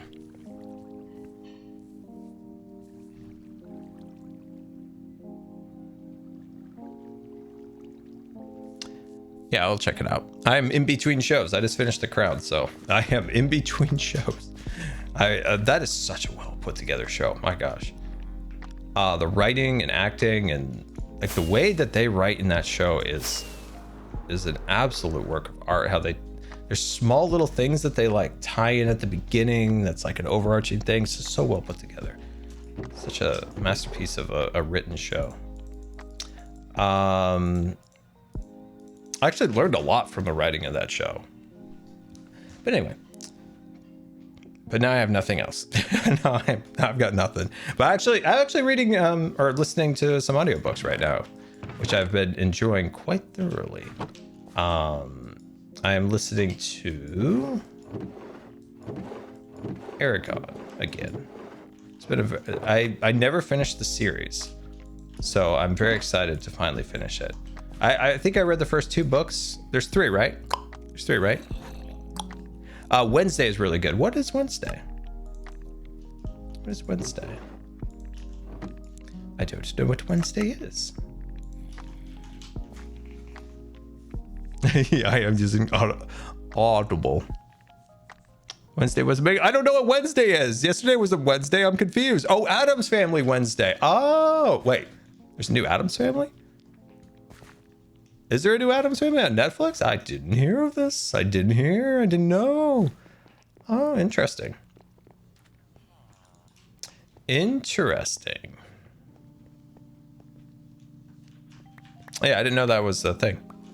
I will check it out because, like, as I said, I am in between. I am very much in between shows right now. Just waiting for Mando. Just waiting for Mando. Just waiting for Mando. Oh, hey, by the way, I have a thought on Andor, and I want to get your opinion on it. I have a thought on Andor. This isn't so much a spoiler either, so don't worry about that. It's more of the way the show was presented on Disney Plus. So you know when Disney created Disney Plus, they kind of brought back the model of, I guess maybe not the right word, but kind of scarcity, right? So they say how they do it is they'll be like, we're going to release every week. Whereas Netflix and Amazon prior to that, I don't know about HBO. I don't think HBO did that, but they would release all of the show at once, right? So back in the day when we watched, what are some of the old shows on Netflix when they first came out? Like was Orange is the New Black or House of Cards or any of those types of shows when the streaming service first started, they would dump the entire show on Netflix. And so then people would binge it, or with Stranger Things and stuff along those lines, they would dump it. Then, and I think HBO kept their model of like episode after episode. I can't quite remember because they're also, come from a network background. So then Disney comes in, they're like, well, we have a scarcity of content, so we're going to do episode by episode to make sure people stay subscribed for as long as possible. And in some ways that actually, I think, in my opinion, benefited Mandalorian. I think Mandalorian benefited from the fact that their episodes were staggered like that. So every week, because Mandalorian, there's a lot of mystery, a lot of suspense in the show. There's a lot of things we don't know. So obviously it's very exciting to see, oh, I wonder what this is going to be, or how this piece of the story is going to come together and stuff like that. They leave a lot of like suspense on the table, and that means that YouTubers can make a lot of speculation videos. So that gets people talking about your show long after the show has aired, and that's just free marketing publicity for you. So it worked really well for Mandalorian. I don't think it worked well for Andor. Andor is a different show than Mandalorian, and I think Andor would have benefited by having all of its episodes released all at once. It's not a show like that like people just like at the edge of their seat sometimes, like when in Mando, like what's going to happen type of thing. It's not to say it's a bad show by any means. It's just a different kind of show. And I think it would have benefited from having all of its episodes out. Doing one at a time, I think you could see the ratings dropping too. So I think it would have been better to just do one straight shot of that series all the way out. So yeah, I think that show would have benefited from that. Because some shows just don't benefit from episode after episode, like one episode at a time. Just doesn't benefit from it. I think Game of Thrones does, because there's a lot of mystery in it. It's like, what's going to happen? It makes people talk at with their friends on Discord. They're talking there. They're talking at the water cooler at work. Oh! Cup! So yeah, that show worked really, really well for that. So, people get very excited, like, oh, this happened, this happened today, this happened that. but Andor wasn't really that, and I think it would have been so much better to release it all at once. And I know for oh, I didn't get dirt. That's what I needed. I know for me, I would have enjoyed the show more. Why was there just pumpkins chilling out over here? There was a pumpkin there. Did you see a pumpkin? I saw a pumpkin. I don't know why a pumpkin was there. I would have enjoyed Andor more as more of a binged series, in my opinion.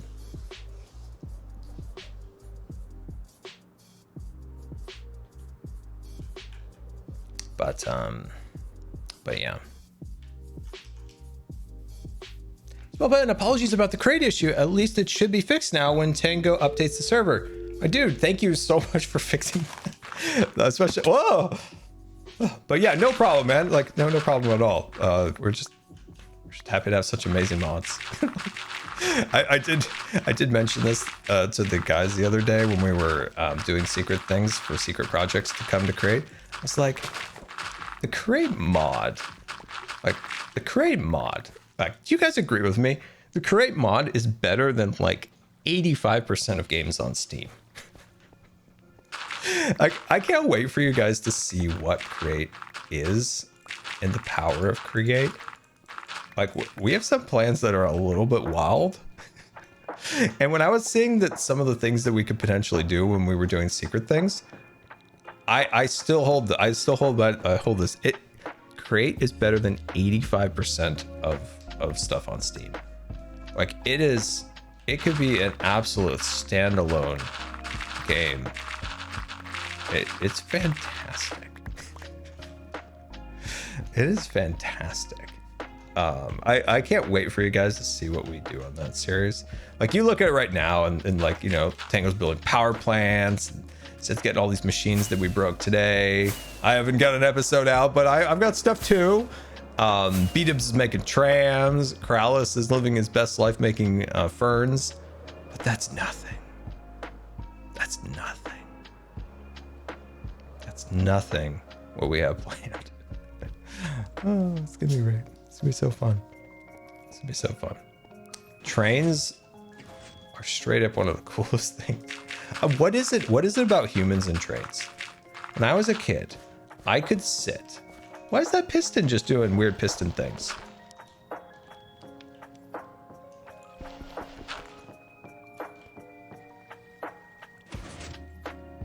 Why do we think this is the case over here? ZF is catapulting people all over? I haven't seen his episode yet today. Do we have any ideas what's going on here? Oh no, H just bought a... It's funny, I just called it a cement shirt.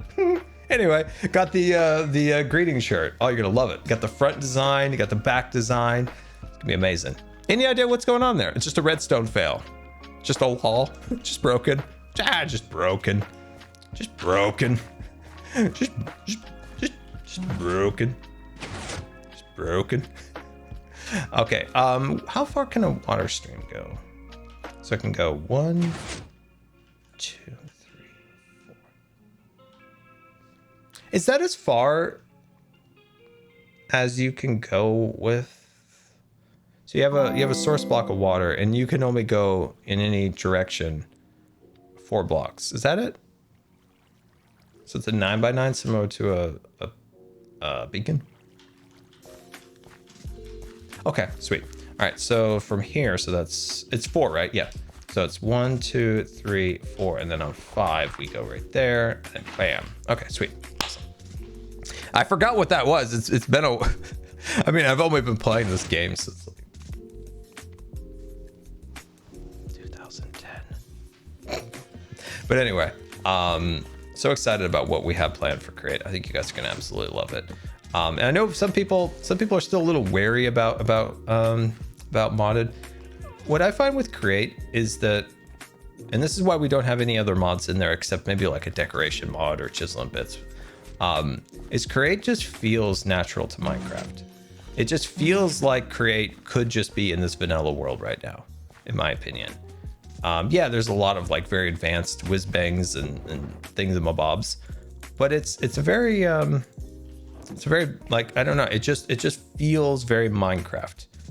And a lot of mods, like in the early days, like they had cool functionality, but they looked like Mumbo would say, it looks pants. But create, not only does it have functionality, it looks incredibly beautiful. Like all the blocks, like it just looks perfect. An industrial era of Minecraft. Oh, wouldn't that be cool, right? Like you're in this version of Minecraft and you can unlock like a whole nother like level of Minecraft in the future. Oh, that was the industrial Minecraft. How cool would that be? How cool would that be? Oh, that'd be amazing. Obviously they're you know, Mojang's not gonna add create, but I just love the idea of there just being like this other level to unlock. I love it. Anyway, what do we need? Oh, we need note blocks. We need them note blocks. We need a lot of them. We need them note blocks. But yeah, the thought of I don't know how many we need. We got a lot now. The thought of having like another level of Minecraft is interesting. Hermitcraft Season 10, the Industrial Revolution. Don't think that hasn't been brought up. Don't think that hasn't been brought up. It's not that we would probably do that, but that has been brought up. The Cogged Out Edition. The B-Dubs Cogged Out Edition. I've been telling the guys, we need to brand that series. I had some ideas. We need a name for that series. We got so excited about it, we didn't make a name. The Cog Fellas. That's a pretty good one. All right. I need cobblestone. I need the cobble. I need the cobble. You know, I had a lot of pistons that were lost in those boxes. They're gone now.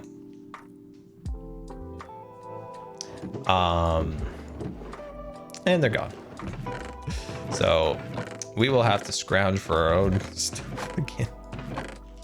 Let's go get ourselves. Oh, that's a silk touch pickaxe. I heard it. Oh, I heard it, but there was nothing I could do.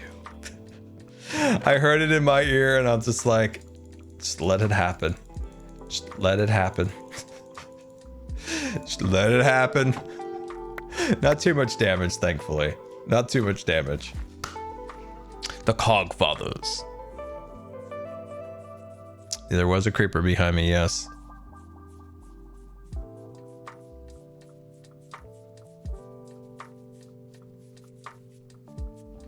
So, hey, what is this, Cub? What is this shenanigans? What is this shenanigans here? Oh, that sneaky guy. All right, let's fix this up. So here's a question for you guys.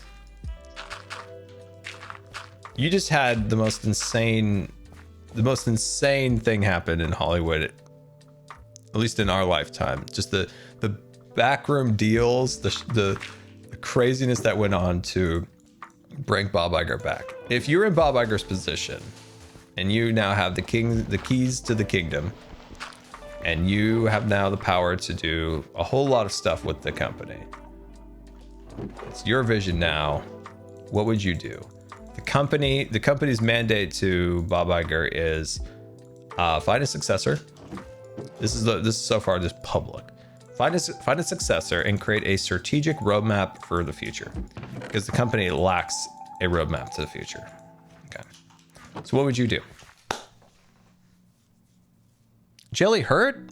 What's wrong with Jelly? Was she okay? What happened?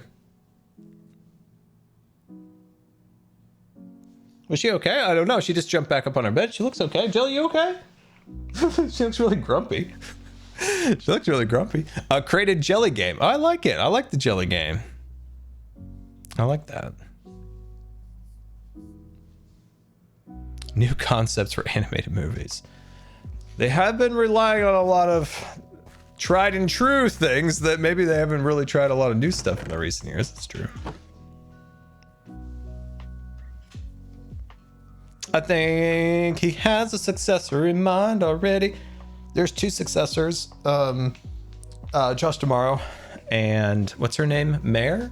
I forgot her first name. She came in the Fox acquisition. I think her name's Mare. I might be mixing her up. There's like 3 Fox people that they've talked about. I forgot what this other person's name was.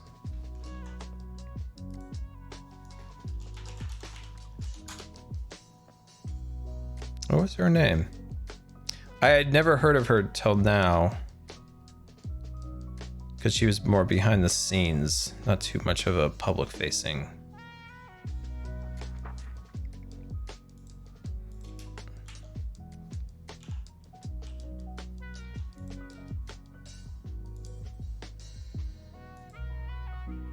Whereas Josh Tomorrow is very public facing.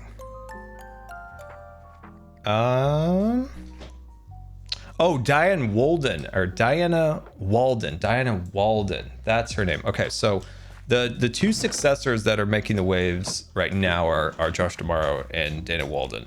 The other person, there was another Fox person. I always forget the Fox people's names. That guy got fired by Chapek.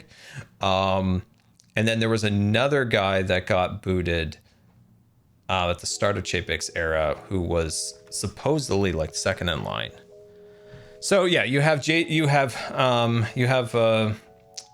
Tomorrow and you have Walden, or Diana Walden. Those are 2 internal candidates.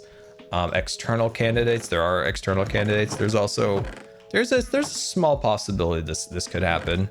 There's a very small possibility that Iger positions the company to be bought by Apple. So this is a small possibility, but it's a possibility that's been discussed long before this time. It was discussed back in Steve Jobs' day. It was discussed. Coggin Company, I like that. So yeah, Apple. Steve Jobs expressed interest to Jobs. This was a rumor for a while, and it was confirmed in Bob Iger's book. It was a quote that I posted on Twitter, which is interesting. He was a little more coy with the way he phrased it in his book, but those discussions did happen. And you kind of ask yourself, like, is that a good fit? Is that even a good fit for Apple? I'm not entirely sure that I would want that, but it's an interesting thought path for sure. Would I say if like the vote came in and they send the shareholders packets out and you vote like approve this merger, would I vote for that? Probably not. But like I said, it's a very interesting thought where you're like, huh, interesting. Like, would I support that? What would it bring? What would Apple mean to Disney? What would it give Apple? It would give Apple Disney's library, and Disney would, or overnight, Apple would become a streaming behemoth. They would have Disney's entire intellectual property catalog for their own streaming service, backed up by their own streaming service and backed up by a $2.4 trillion company. Apple is currently valued at. Disney is anywhere based on their stock price is so fluctuate. It's very fluctuating at the moment. So their market cap can anywhere be 150 billion to 170 or 180 billion. So Apple could buy Disney. They could. So if they bought it, they would get that. But does Apple really want to be in the cruise business? Does Apple really want to be in the theme park business? Does Apple want to be in the publishing business? Does Apple want to be in the action figure business? Does Apple want any of that? And the answer to me is no, they do not. I do not think Apple wants the theme parks. I do not think Apple wants cruise ships. I don't think they want any of that. So that's the likelihood of this merger not happening. But it is, but never think that those discussions haven't been talked about, or they won't be talked about at some point. Bob Iger is a very large shareholder and was prior to Disney Plus's launch on the board of Apple and was a personal friend of Steve Jobs. But yeah, they do not want those divisions. Now, if they were to buy the company and they get that massive library, because how many more of these phones can you sell? How many, what can you maybe squeeze out another like percentage point of people to buy a phone or this or that? That's why Apple's in the subscription business now by creating their different subscription services, their exercise subscription service, their streaming service subscription, their cloud service subscription. So that's where they're moving to, because how many more people can buy these? They have reached a point where they can maybe squeeze a percentage or lose a percentage. I need so much more cobblestone. So the question is, like, where is their next vertical they're going into? And that is, you know, they've done the streaming stuff and some of those service things.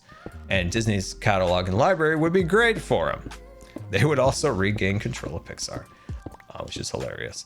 But I don't think they'll do it. I don't think they want to manage the assets that Disney has, the theme parks, cruise ships, all of that.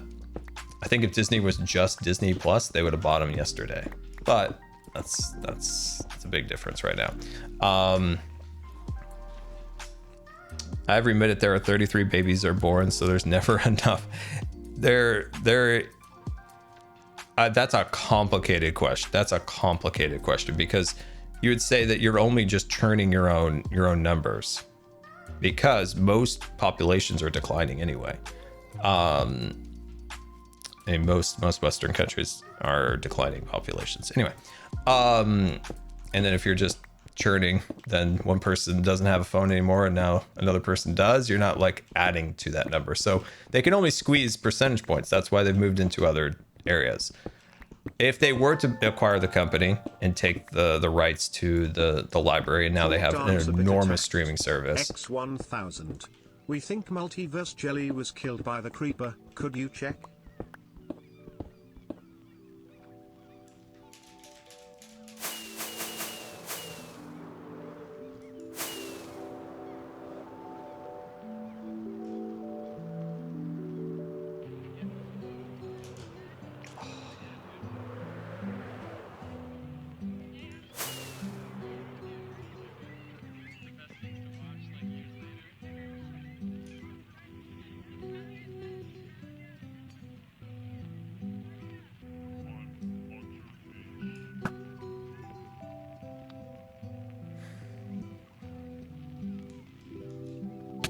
Oh, was she right here?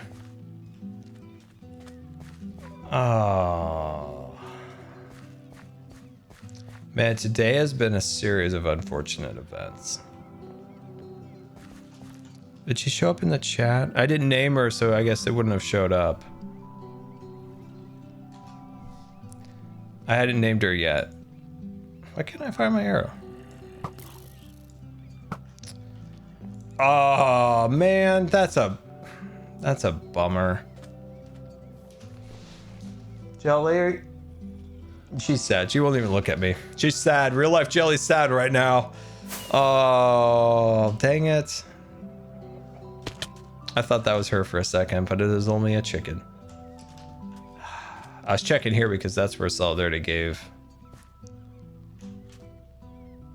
me the, dang it.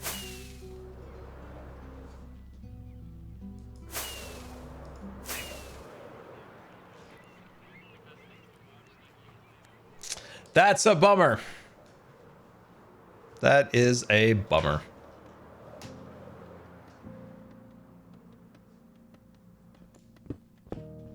Oh wait, wrong pickaxe. Well, that's a bummer. Oh man. I'll have to get another one. But yeah, I think where we were talking about, I think if Apple bought the library, they would spin off the rest of the divisions. They would create a separate company, similar to maybe how the Tokyo Disney parks are run, stuff like that. They'd spin off the theme parks. That's a reasonable solution. She might have stood up and teleported somewhere you went. That is true. That is true. The thing is, I don't entirely remember her being by those chests. So I'll have to go back and see. Like you said, maybe she teleported. But yeah, it's a possibility to see. It's a possibility to see if they bought Disney, they would merge or whatever it would be.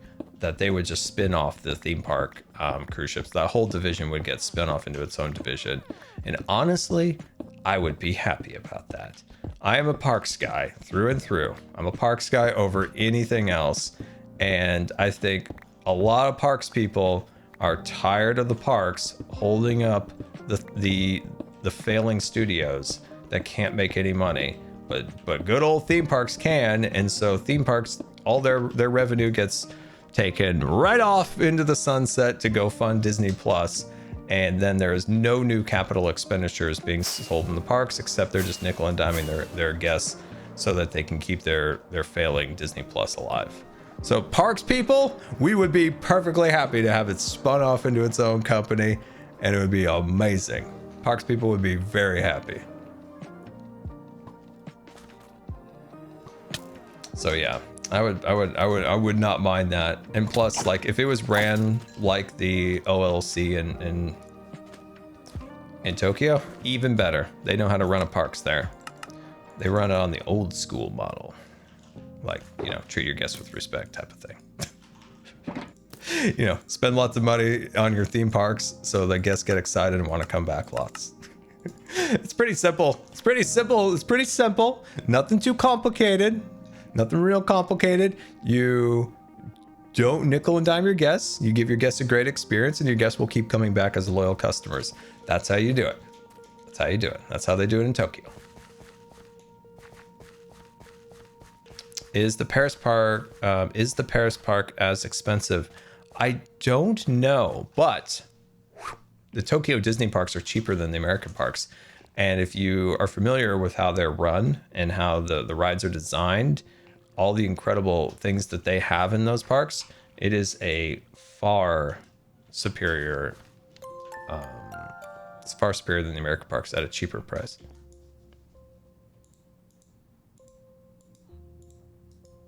I'm gonna make a dirt hoe. What was I thinking? Let's make a dirt hoe. That scared me. Yeah, I've never been to Paris, and I don't know too much about the park, so I don't know. Like, I know actually for foreign parks, I know more about Hong Kong and Tokyo, but a little less about Paris. I know more of like Paris's like history and its development and its troubles and tribulations, but like operationally, like how much did it cost, this and that, I don't know too much. I think I one time looked at how much their hotel was, and it was very expensive. It's like, whoo, it's expensive. But considering what they're charging now in the United States, it's probably a bargain.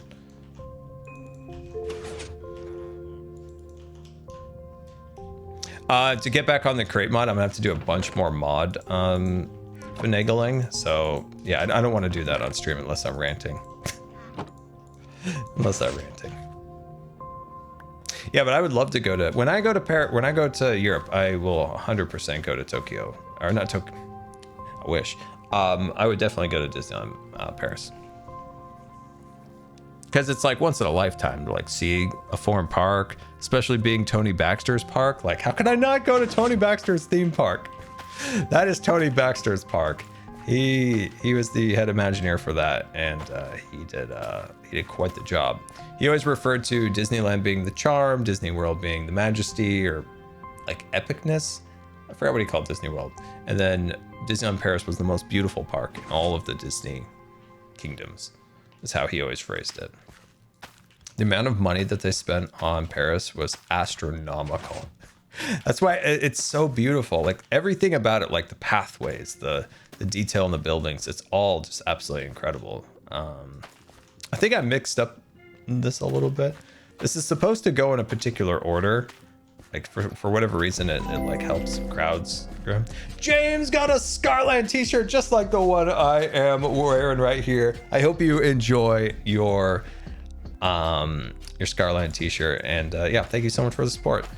Thank you so much. And the shirts, by the way, I think it's on the 30th. After the 30th, it's no longer holiday shipping. So they wouldn't come in time for Christmas, where they are, or they most likely will come, you know, for Christmas. I think there's like it. I don't think you can ever guarantee shipping, especially in this day and age. But But yeah, it's at least they will definitely try to make sure that they arrive by Christmas.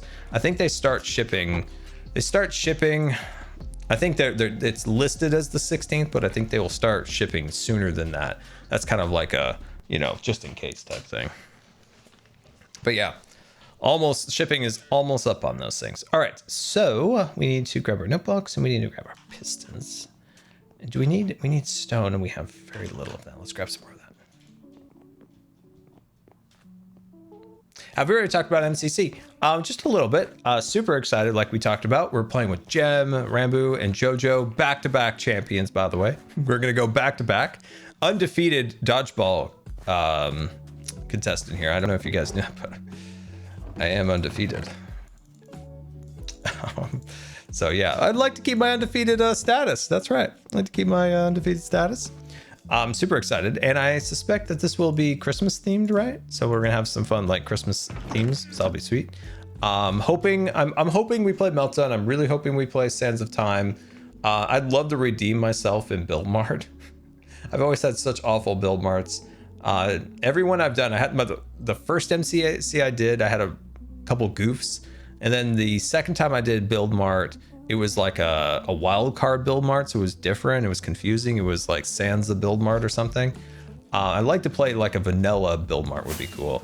But if I don't play Build Mart, I'm not too fussed.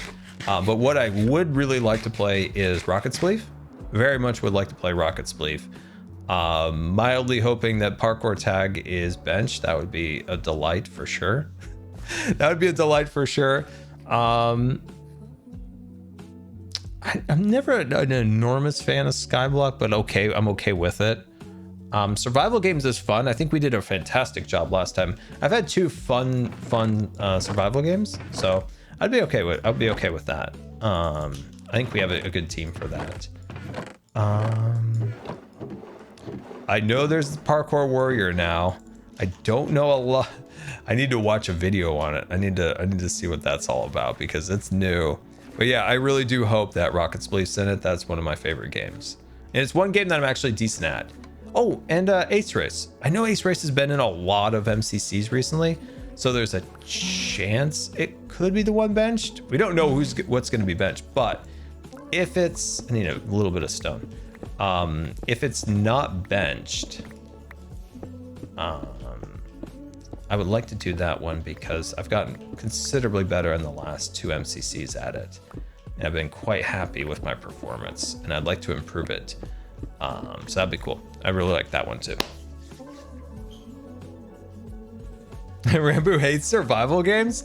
Yeah, I mean, those ones aren't my favorite, but I've always done well. I'll say this, not that I've really done well. I've been on two good teams, and I think that matters a lot when you're playing. If you have good teams, if you're on a bad team, yeah, it's not gonna be super fun. So I've been lucky in the last two times to have really good teams. Let's see. I remember is good at Parkour Tag. Oh, that's good to know. That's good to know.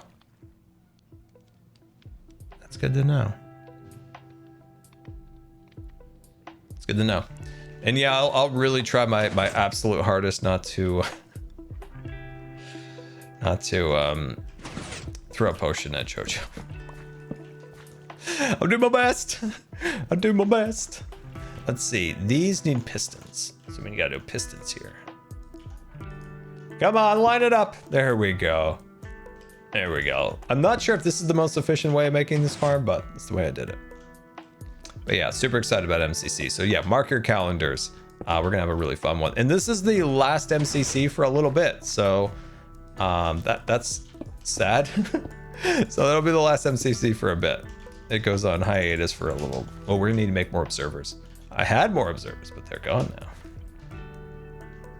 There we go. Sweet. I think this is correct.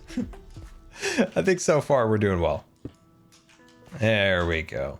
This will increase capacity by this. Whoop, no. This will increase capacity by a ton. Nice. Solid.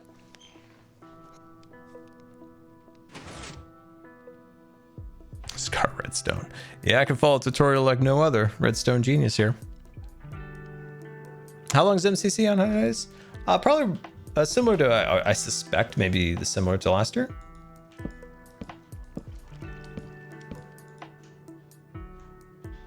Oh, there we go. Clean. Just trying to line these up so they don't go like, you know, askew like that. When is MCC? I believe it is on the December 3rd. December 3rd. That is actually coming up really soon. That's coming up way sooner than I thought. Wow. Man, we're almost in December. It's crazy. Man, time really flew this year. Jeez Louise.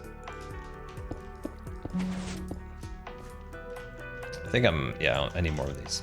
Man, time really did fly, am I right? It's crazy. What were we doing last year? Oh, I remember last year. Oh my gosh. Okay, here's something to be thankful of right now. Here's something to be thankful of. Last year at this time, I was trying to get discharged from the hospital. It was, so we were, I mean, what were we? Just on the tail end of like, what? Delta before Omicron. So I think it was, so the hospital was still under pretty severe restrictions. So yeah, I was coming out of the hospital and it was the most eerie time in the hospital I've ever been in. So it was Thanksgiving with very, very strict COVID protocols. There wasn't a single person. Like, all the lights were off, all the chairs were gone. And I remember like walking through the hospital leaving, I was like, man, I've been here for so long. I'm so happy to get out. I hadn't seen anybody because the hospital, I was isolated. So only people I saw was nurses and doctors. I hadn't seen any of my family for almost like a week, basically. And finally, like on Thanksgiving, that was my day. I was getting out finally. That was last year when I was dealing with some pretty horrendous infections in my feeding tube. I suspect that I don't have much of this, but here's some, thankfully. But I just remember coming out of there and it was just so scary. Like, it was just deserted. It's just deserted. You know, when you walk through something that's usually very busy and, you know, lots of people milling around even at any hour, right? Lots of, Sclubby, thank you for getting the Scarland shirt. You're going to be rocking this shirt, but black. I think you got the black one. Yeah, it's going to be super nice. Super nice. Nice printing, by the way. You know, it's that rubbery stuff. It's nice. It's not printed like a printer machine. Like, it's properly printed. But yeah, it was super eerie. So I guess that is a good thing that we can think of, that we can be thankful for, or at least I could be thankful that I am not in the hospital this year for Thanksgiving, which was the case last year. And it was quite the experience. Yeah, it was, I think leaving the hospital there, that's when they were like, we got no idea what to do with you at this point. Because they stabilized me. When I went into the hospital, it was very like dire. Like, my neutrophils were, I don't know, like 200. I can't remember. They were in whatever the lab value they call critical. They were very, very bad. My infection was awful, and they were able to like stabilize everything, but they're like, I don't know, we don't know what to do. And you know, I suspected I had a bloodstream infection. They didn't agree. And then the cultures came back and they're like, well, I mean, there are some colonized things in your blood, but it's like right on the edge of what we would consider a shirt. You got a haka shirt, gonna rock the ha ha ha guy shirt, gonna rock the ha ha ha shirt. Thank you so much for the support. You're gonna love that shirt. You're gonna love that shirt. It's got a really cool feeling to it because it's got that cool like acid wash design on it. Super sweet. Anyway, it was so yeah, at that point they were not really knowing what to do. And then of course they decided, let's go into surgery. And then I was gone for a very long time. It's gone for a very long time. By the way, I talked to my insurance. You know, I've been having those insurance issues. I talked to them.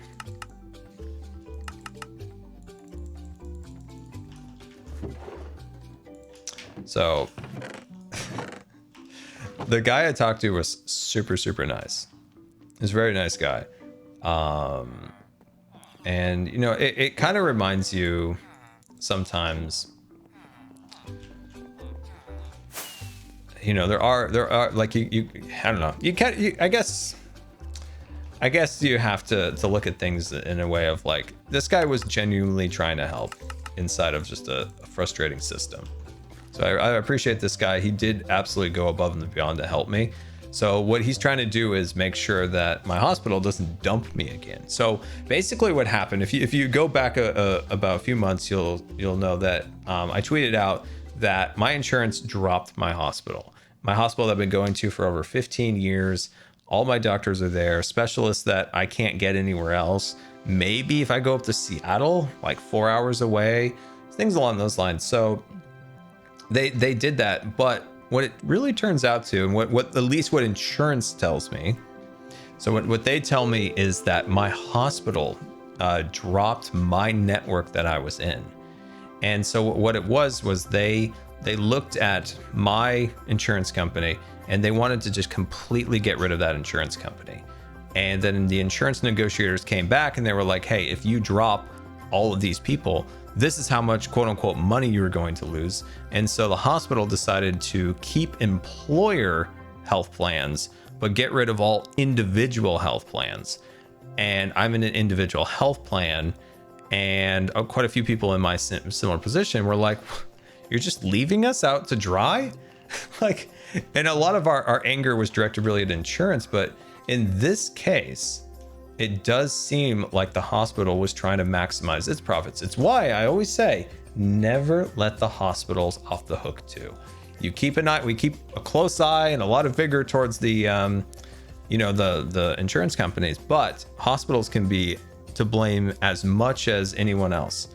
So, you know, you think like, oh, the doctors and whatever. It's not them. It's not the nurses. It's not them. It's you know, the high level, you know, C-suite executives who are trying to maximize their, you know, the returns and profits at the hospital. And this is a university government institution. And it's like, they did that, you know, a hospital that preaches, you know, all the time about, you know, taking care of, you know, people and they're just constantly preaching this stuff. The second that they have a chance to drop somebody that maybe they were making slightly less money on, they're doing a flat second. So, well, you know, they could sloganeer all day long at their place, but at the end of the day, when the dollar comes in, it's like, you're out of there, you're out of there. So it looks like they've negotiated for 2023 a new plan that does have my hospital in it. So that's good. But yeah, it's why I always say you never. It's not that you let the insurance companies off the hook, but you never let the hospitals off, because they can be just as bad, which is just sad to think about, quite honestly. But this guy helped me get sorted out. So that was nice. It took an hour and a half on the phone. It took an hour and a half. Oh, that's why there's no videos this week. That's one of the many reasons. This was like a very long process. A very long process. It just frustrates me about that hospital because I know the people in charge. And it's like, you guys really did this? You really did this? So from what this person told me was, like, say you have the university hospital and you have three other private institution hospitals. And these hospitals are ever increasing their capacity and their ability to provide things that maybe the university was the only hospital that provided it. And these hospitals are all in their, what they call their quote unquote networks. And inside those networks, they're able to provide slightly less. So if like insurance companies negotiate, like if you just use our system, if you just go to our system, we'll charge you slightly less. And so my hospital was a university system, and it basically was just considered a provider. It didn't have any of these like network stuff. So at some point they were like, well, we need to get into the network game. And so then they created their own network through their hospital to not get like left in the dust. And another thing is like, well, why is the, you know, the university system, like, why is it being so greedy, like trying to get money, right? Like, what is it doing? Orange TV, thank you so much for the raid. Very much appreciated. Welcome to the stream. Welcome, welcome, welcome, everybody. Welcome. We're making a farm here and ranting about things because today apparently is Scar Rants Day. Scar Rants fallen off the platform. But yeah, welcome everybody. Good to have you. So it's like, why is this place being, you know, like greedy? Why are they doing this? So apparently, like what they've been trying to do is recruit high-level talent to the hospital. So they need to maximize as much money as possible to pay, quote unquote, high-level talent to the hospital. So that's where their profit incentive comes in, is trying to pay these doctors as much as possible to lure them to the hospital. So then the hospital gets more prestige by having these higher caliber doctors, and then they show up higher in the rankings. And it's just like, man, I thought this was just about like healing people, not like not being so crazy about, you know, oh, we're going to show up in the ranking systems and we got the prestige and all this stuff. And it's like, man, what happened to just trying to get people better? Is that such a novel concept? But, yeah. It's sad. It's sad, quite honestly. There we go. All right, sweet. How many more levels do we got? So 3 more. We got it. Prestige doesn't save lives. You know, it's... Yeah, they try to sometimes appeal to get very like quote unquote prestigious doctors. That then, you know, that adds more legitimacy to say like a transplant team or a neuro team or something like that. So it's sad, honestly. Sometimes I hope that someday we kind of reprioritize what we think's important. Oh, we're out of the note blocks. And observers, are we out of observers? Yeah, there we go. Yeah, so you're right. You have like you have one side, you know, trying to get profits. The other side literally spending every penny they can to get more prestige and more standing within their academic circles. It's quite interesting. It's quite interesting. All right, so we need more of. I'd rather not use this, or rather not, because I would rather not go and get more of that. There we go. Sweet. All right. What did we need? We needed note blocks and potentially, do we need more? And we might need more observers. We may need more observers. I think we have 3 rows, correct?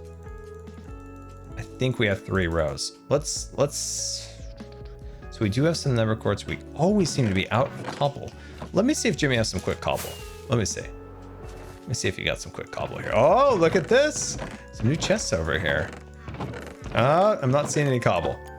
Literally not seeing any cobble. Rum's okay, chicken bit attacked. X20000.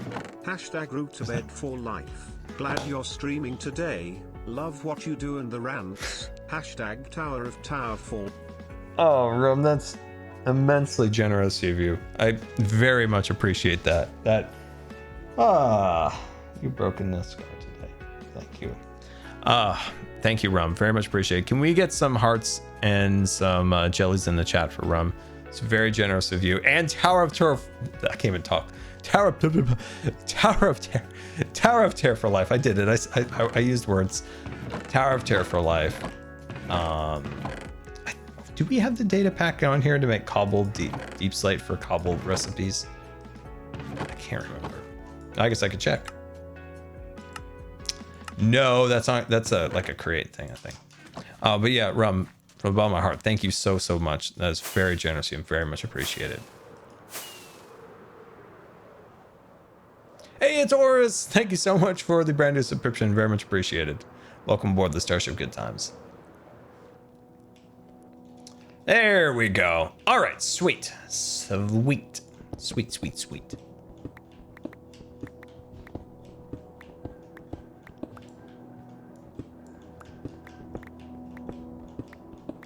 Let's see. Surely you become doctor first place to cure and help people. Science has got research. If you wanted money, become an accountant or something.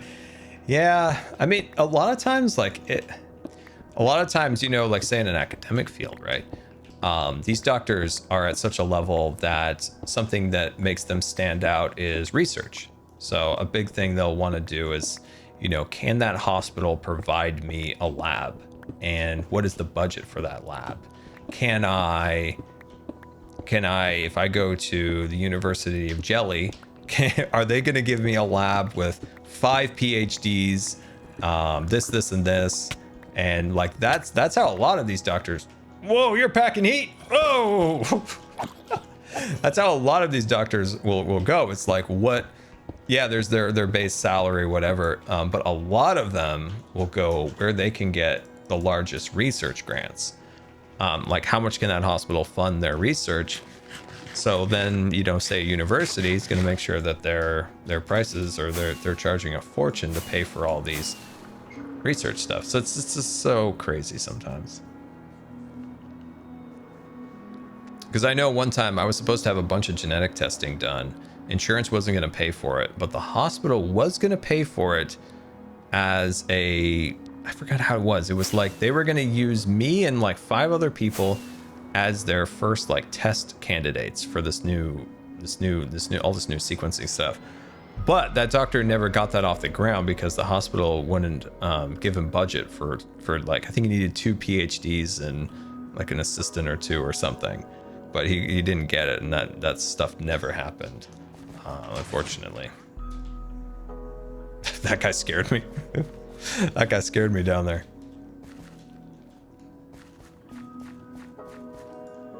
I think we needed observers, right? Yeah. Sweet. Yeah, it is a weird world. Sometimes you don't want to see behind the curtain. Sometimes it's just like, I just don't know. I just don't know. I want to know this. All right, so now we can finish this. Bam, bam. Look at this. Look at the speed. Look at the precision. Look at the accuracy. Look at that accuracy. Oh, okay. No, that was a mistake. Oh, that was a double mistake. By the way, have any of you guys played? Have any of you guys played that new Call of Duty DMZ or Warzone yet? I played the DMZ and I was like, what is this? I was so confused. I'm like, are these AI bots or are these humans? I was so confused. I'm like, who are you? I was so confused. I was like, who are you? So I played it, and like DMC is just, it's not that it's bad or anything. I was just so confused. I'm like, am I just really good now and I'm getting all these kills? And then I realized, no, those are AI, Scar. Those are AI. Good job. Good job. Good job. So yeah, so I played that, and then I had all these like sweet guns, right? Turns out you lose them. Turns out you lose them. Wait, that doesn't go there. You lose them in this game mode. So I was having nothing but trouble. I haven't played the new Warzone. It's been so long since I played the other one. That was back in what, like, whenever Modern Warfare 1 came out, when the first Warzone came out. Let's see. Observers facing the wrong direction. Let me think. Let me see. They're pointing down. They should be observing downwards.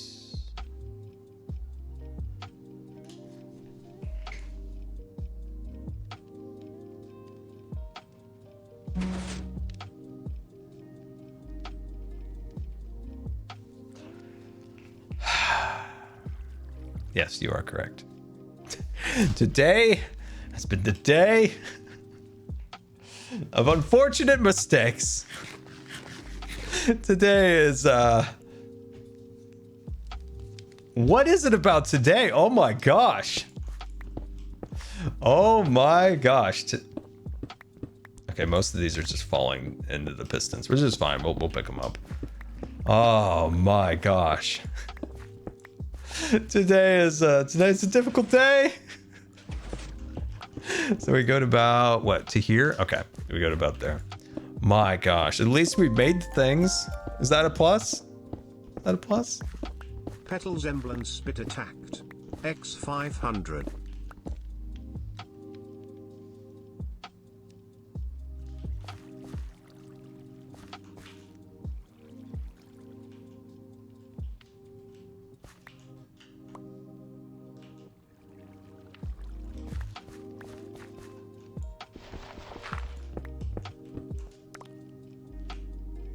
Why weren't those getting sucked up by the pistons? All the pistons are in the right spots, all facing the right way.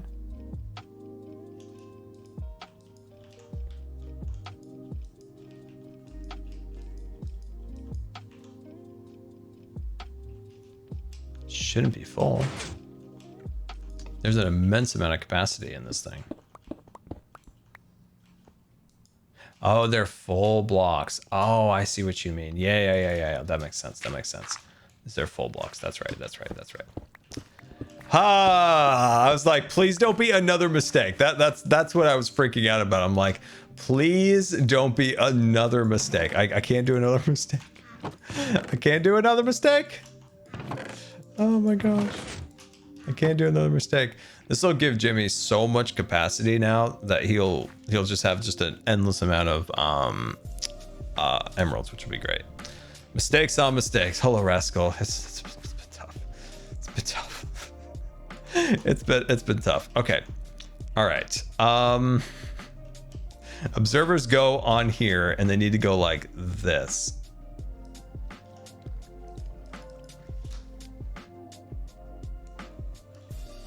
I don't think I can place this down.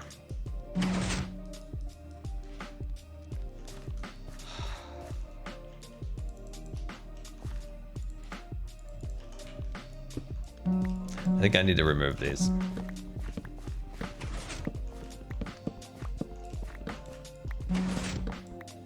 I can? I couldn't seem to do it.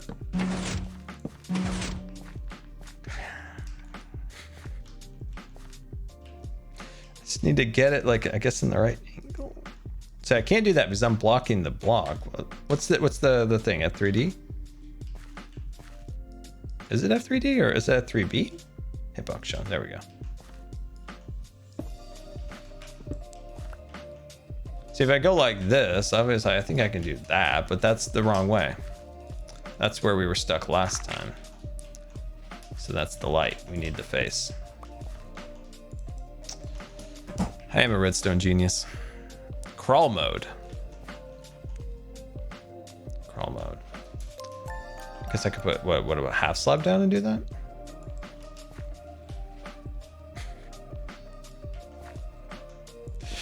Break this block maybe? Hey, that's the most convoluted way of doing that. Oh. I don't know. There's got to be a better way to do that potentially. There's got to be a better way of doing that. There's got to be a better way. In the chat, let me know. There's got to be a better way. I can't seem to hit it from the top. Yeah, I can't seem to get it.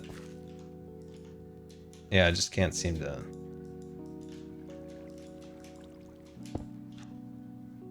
Nope. From the roof. So we would take.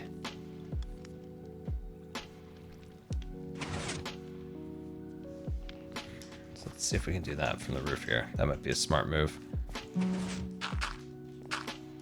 Let's see. So are we removing? So it would be like this. We remove the stone and then replace the stone. So something like this potentially. Wait, is it? Oh, this is a big brain move you have here. Oh, this is a big brain move. Oh, this is a much bigger brain move than I had. Nice. Let's go. There we go. Nice. All right. I knew that was gonna happen. Fix that. Oh, there we go. Okay. That will be much easier. That'll be much easier.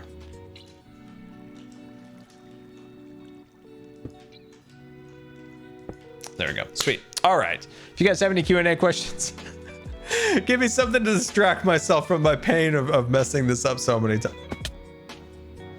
It's a good thing I lit up this cave, or this probably would have ended in a disaster. Yeah, if you have any Q&A questions, distract me from this.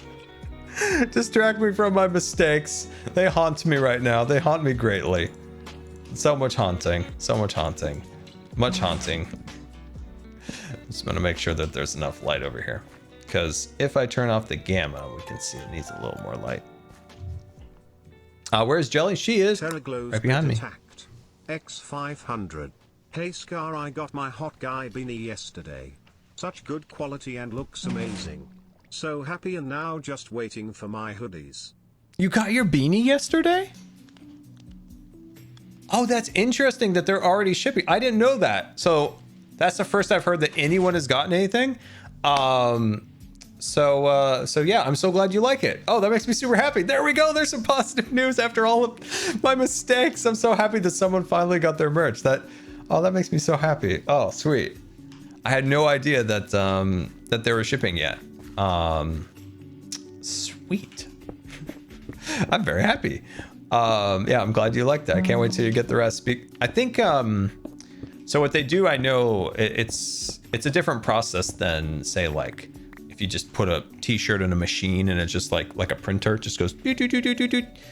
These are like, you know, they do the hand scraping. They put the ink on there and they go whoosh, whoosh, whoosh.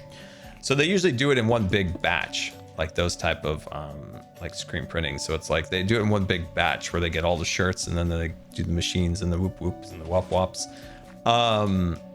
So I wonder if maybe the hats, they can just go through sewing machines maybe? I should know this. I should know. So I sometimes have a better idea when things go out. I don't know at the moment. But yeah, I'm just so happy somebody got their stuff and they like it. That makes me so happy. All right, so let's put that there and that there, and bam, we're moving, cruising. Just so excited and just destroying my crops. Just so excited, destroy my crops. Anyway, all right, back to this. So these go. Wait, which one do these go on? So pistons need to be on the non-movable blocks. Okay. There we go. Nice. Somebody asked, Scar, how that was crooked for a second, but then it decided to rotate itself. So I do appreciate that. What makes Mandalorian your favorite over something like Andor? That's a good question, actually. That's a good question. Because you could obviously say that Mandalorian, if you compare Mandalorian to, say, Andor has what I would arguably say is better acting. Andor has most definitely better sets.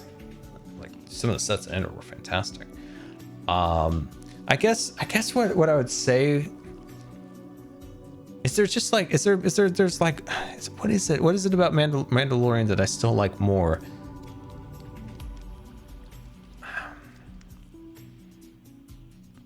I know one thing is, like, as much as I love Andor, like sometimes when I watch Andor, I generally get depressed. It's kind of sad. But Mandalorian, there's I would almost say that there's more range and emotion in the Mandalorian. It's never to dismiss Andor. Like I said, I like Andor a lot. But like Mandalorian does have sad parts, there's funny parts. There's more of like a range of emotions in it. That's one thing. And two, I think Mandalore came out and has like a sense of adventure that I also like. I would say that one of the things about Mandalorian is that it came out when I was kind of just not really interested in Star Wars as much anymore.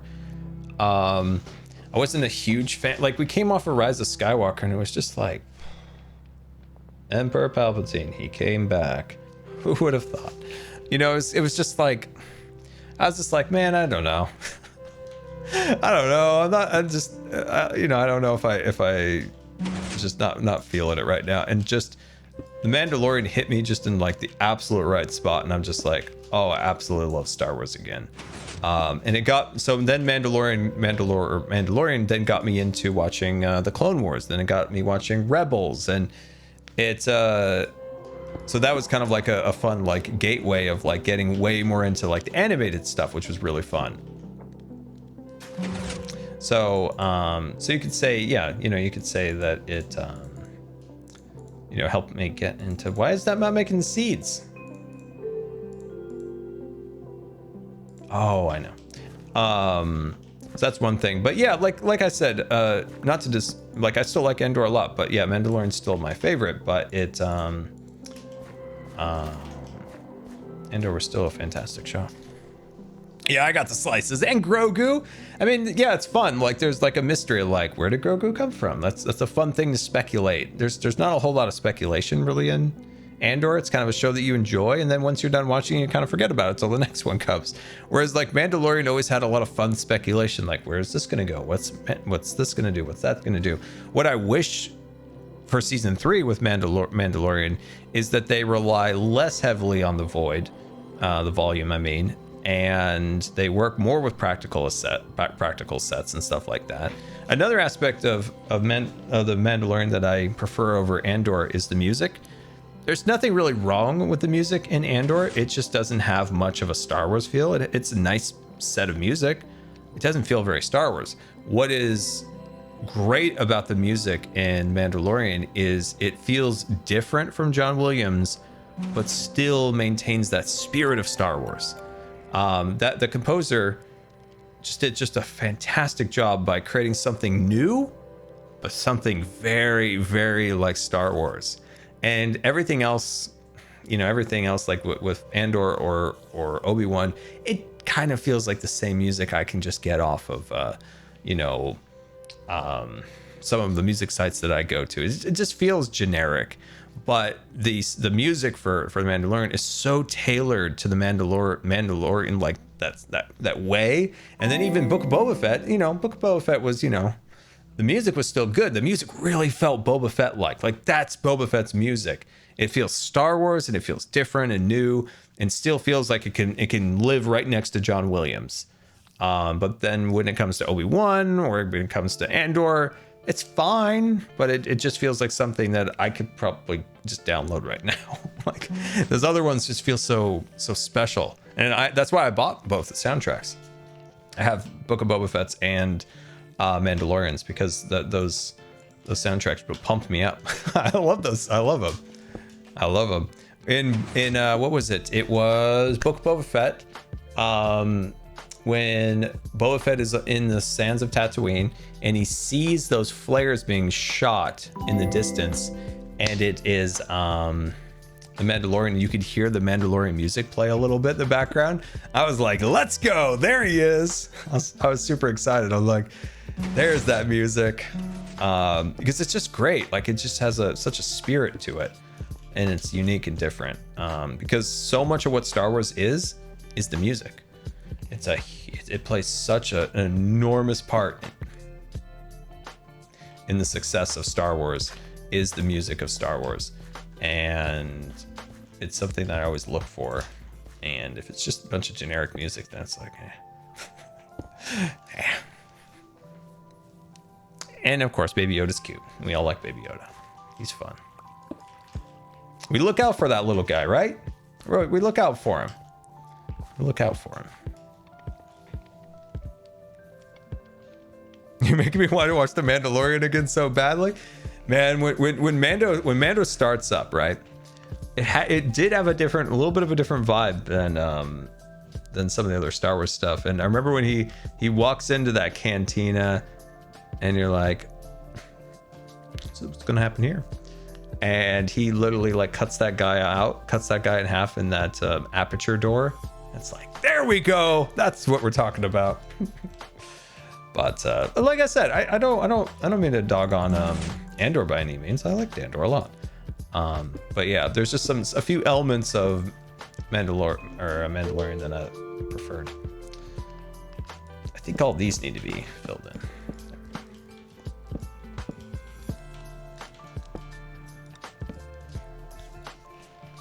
It's a Western. It is a Western. So that's what Dave Filoni has said, right? That Mandalorian is a little bit more Western, and Ahsoka is going to be a little bit more samurai inspired, I think is what he has said. I will never forgive Disney for messing up Obi-Wan. Man, the thing is that it's the sad fact is like sometimes, you know, there's something you might not like as much when you first watch it, and then you watch it again, and you're like, hey, actually, this isn't so bad.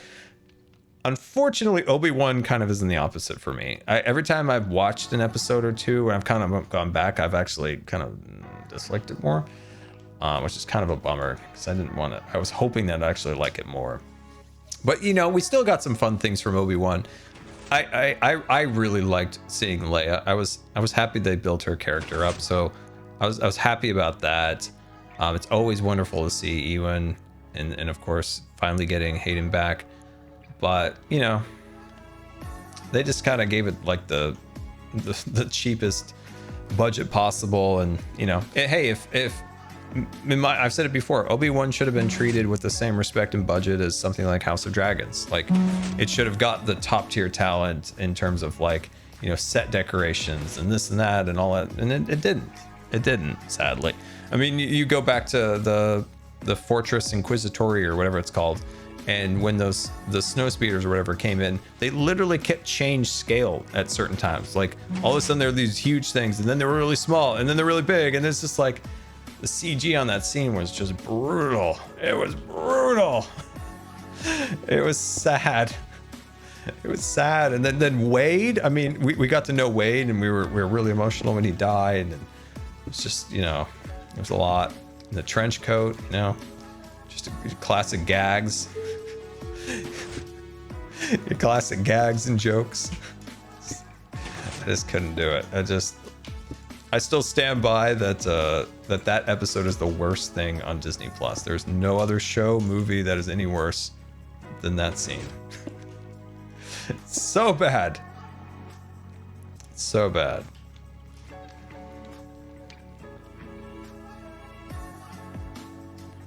Yeah, I mean, some of the oh, hold on. Why can't I click on that? Ah, there it is. There we go.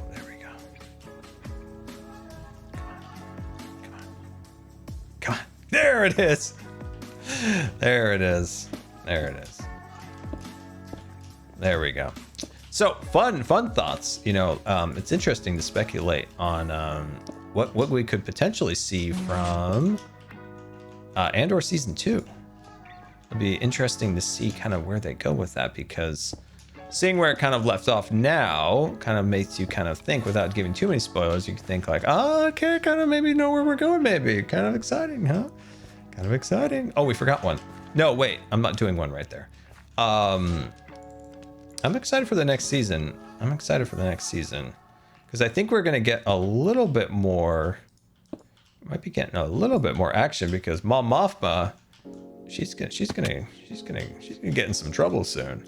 She's gonna be getting into some troubles. And Saw Gerrera is gonna go get even more crazy. He's a good character. He's been in a lot. Saw Gerrera's been in a lot of content. I was thinking about this the other day. Saw Gerrera has been in Clone Wars. He has been in... Now my brain just went blank. He's been in Clone Wars. He's been in Rogue One. He's been in Jedi Fallen Order. He's been in Andor now. And he was in... What's the other thing he was in? He was in Rebels. Yeah, Rebels. Yeah, he's been in a lot of content at this point. I was realizing that yesterday. And I love his character arc too, right? Because he gets a little bit more crazy. You know, he starts out, you know, just kind of, you know, trying to help the people, and then by Rogue One, he's just a crazy guy. So he's got a fun arc, and he definitely gets more beat up too. You notice that, right? He just gets more and more contraptions. So yeah, you know, interesting. In Andor, there was a couple of scenes from the trailer that never made it to production. I noticed there was a scene in his cave with some gunfighting. That's Rascal, yeah, Extremist. Like, that's, I mean, he plays that absolutely perfectly as his character arc progresses. There was no gunfight, so it must have been a scene that got deleted. Scar, can you Hawkeye somebody? No, there is nobody on, but I can Hawkeye myself if you want me to. There's nobody else on. Oh, question. When is Jedi Fallen Order? Or not Fallen Order, that was the prior game. When is Jedi Survivor coming out? Do we have a release date? I think I may have asked this before, but I don't remember if we had one at that point. Because that is something I'm also quite looking forward to next year. Do we have a release date yet? For the walls, you want me to Hawkeye myself? I can do that. Let's see, Q&A or Q&A Scar. Hey Scar, what do you think of Hawkeye cosplayers? Have I seen a Hawkeye cosplayer? If I did, I would be so happy. I'd be so happy. I don't know if I've seen a Hawkeye cosplayer. You implied that there's been many. You implied that there has been many, but I don't know if I've seen a Hawkeye cosplayer. If I saw one, I would be like, heck yeah.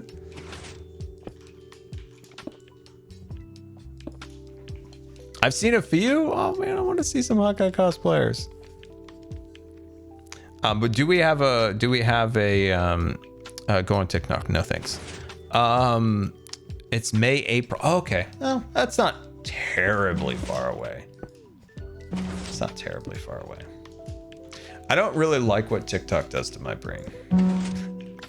I've tried. I went on there, you know, and it's like you just go like this. And then 4 hours go by and you're like, it's _Brandon_RL bit attacked. X500. You get to write your own show/movie with Disney backing you. What is it and what's the plot? Oh, I wish you would have asked theme park attraction. It's my bread and butter. That's a good question. You know, we came up with an idea a long time ago about stormtroopers. It was like kind of like the life of a stormtroopers.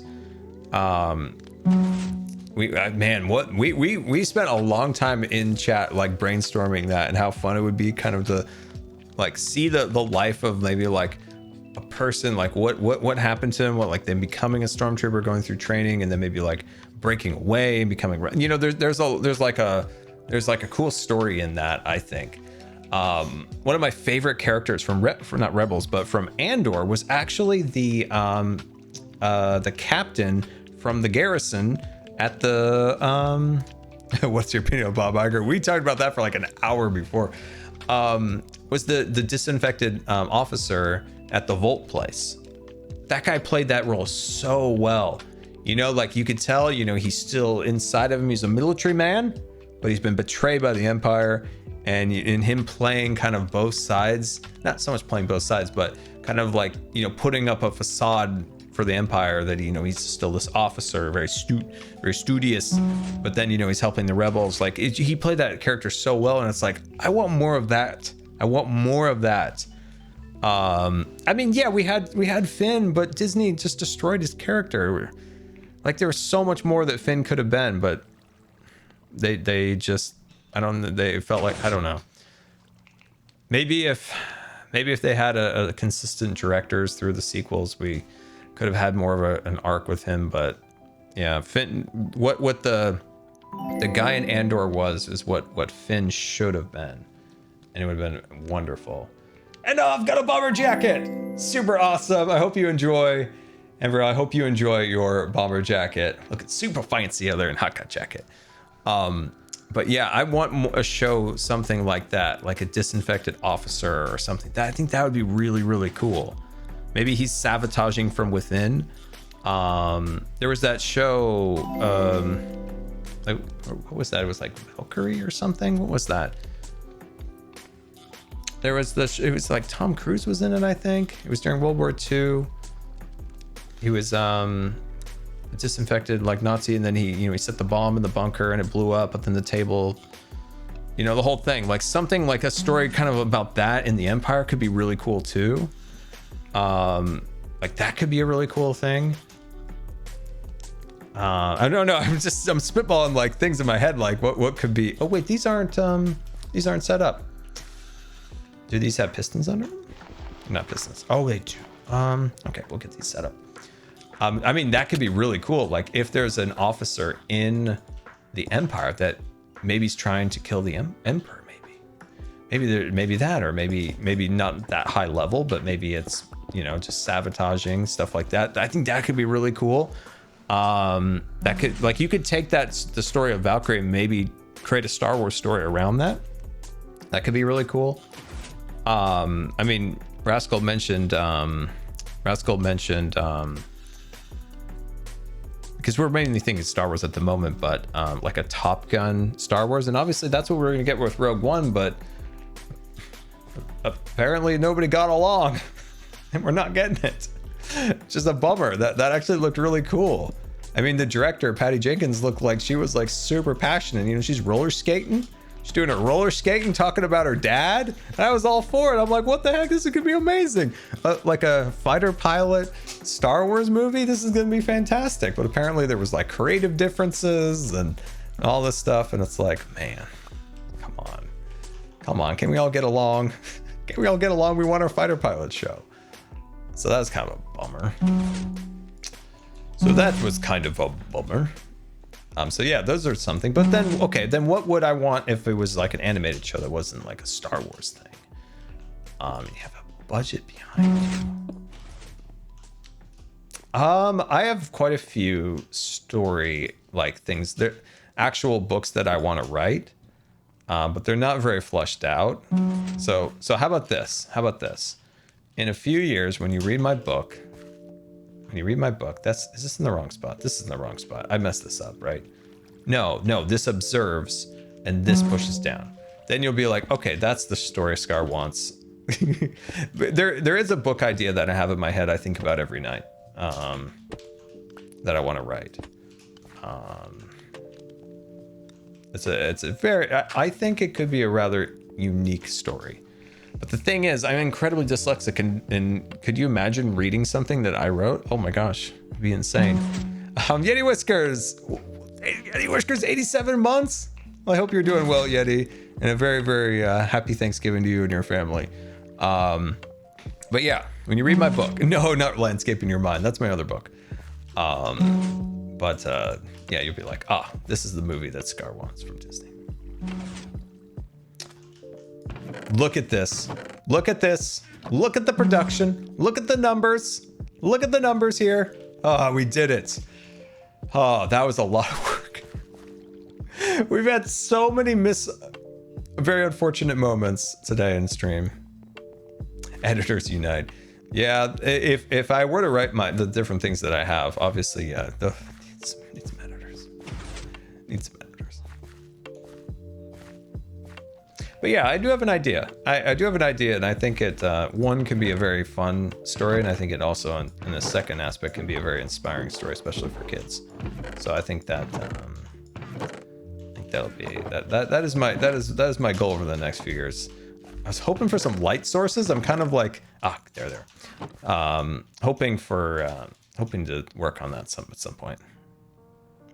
Is there ever gonna be Hawkeye lore? Oh, there's Hawkeye lore. Oh, there's Hawkeye lore for sure. Hawkeye lore. I mean, I made a movie, for crying out loud. There's at least that's a start. I mean, there is a Hawkeye movie after all. Don't tell me you haven't seen the Hawkeye movie. Don't tell me you haven't seen the Hawkeye movie. It's a masterpiece. It's a masterpiece. It's a masterpiece. This is a strange Create world. Unfortunately, yes, you are correct. We had to go to Empires because I broke Create. I destroyed Create. Tango's over there just cursing my name. Husky underscore 429 bit attacked. X500. If there was a Hawkeye Minecraft movie, which other crafter characters would be your sidekicks? Ooh. Oh, well, of course we got to have Cute Guy. I mean, how could we not have Cute Guy? So Cute Guy, obviously sidekick. Cute Guy. 100%. Either, yeah, B-Dubs is a villain for sure. And he's Little Guy B-Dubs. That's Hawkeye's arch enemy is Little Guy B-Dubs doing that creepy laugh. Have you heard B-Dubs' new laugh? Have you heard B-Dubs' new laugh? That like, that is terrifying. So B-Dubs would be a villain for sure.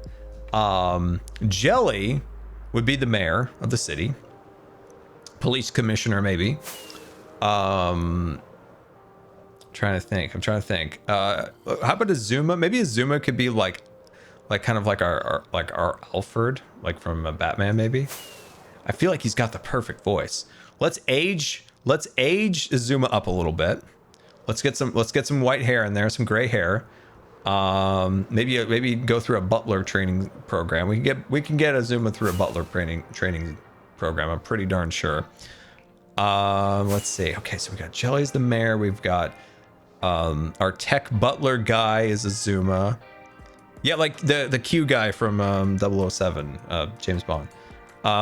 Let's see. In Korean is Q guy. B-Dubs is a villain with that laugh. It's kind of like a Joker, I guess. We need another villain. Who's another villain? Mumbo is the guy that's always getting in trouble that we're saving. Why do I envision Pearl as like a reporter? She's trying to get the scoop, like who Hawkeye and Cute Guy are.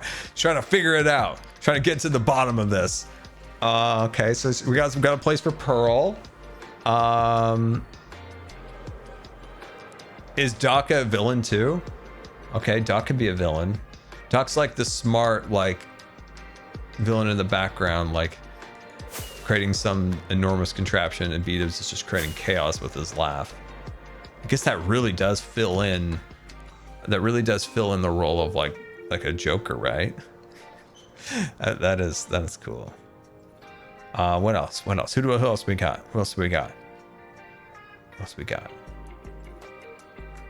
Can Ren just be the president? They call him at the last minute, Mr. President. Mr. President. Could be the president.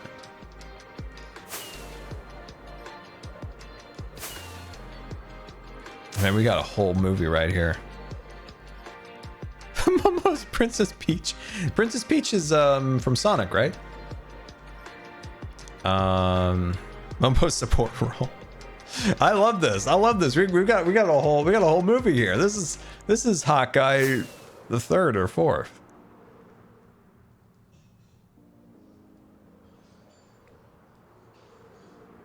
Yeah, I think like Sonic's love interest was Peach, right? I'm pretty sure. Like there was like an actual like Peach, or is it a person? I'm confused. XP is B-Dub's assistant.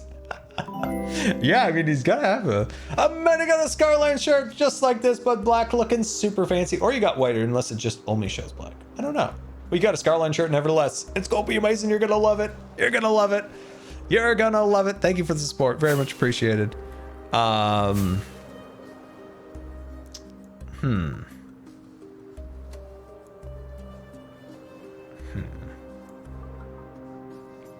trying to think who else is out there. I love Zuma being the butler. That's quite enjoyable. I'm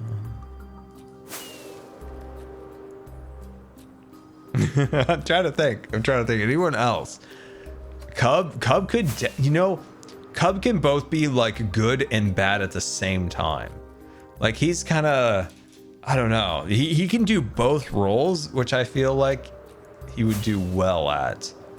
So he could have some kind of middle ground character. What is somebody that might be good and bad, like almost like a Captain Jack Sparrow, almost in a way, like it's kind of good, kind of bad, like I don't know, an anti-hero a little bit. Yeah, I could see that. I could definitely see that.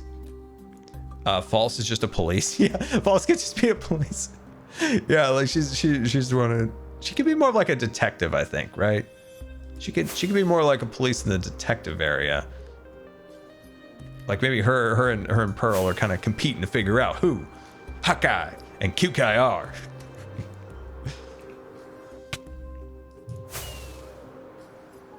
This is interesting. This is quite entertaining figuring this out. And Cleo's just a pirate. Yeah, Cleo just sails in on a pirate ship at some point. Like, ahoy, mateys. It is I, Zombie Cleo. She's sailing on a ship, yes. I like this. This is quite fun. I want this movie now. Impulse is Snarky PI. Snarky PI. Yeah, that could be, yeah. That could be too. Yeah, that could be. What is Etho? Maybe a villain? could be a villain. It could be a villain. It could be. I'm not sure. I'm trying to think, like, he's also good, but he's kind of a lone wolf. Very smart and cunning. Etho's a spy. Ooh, it could be like a double agent type. Maybe he starts out on the bad guy side, but then crosses them. Could be, that could be. He is a ninja.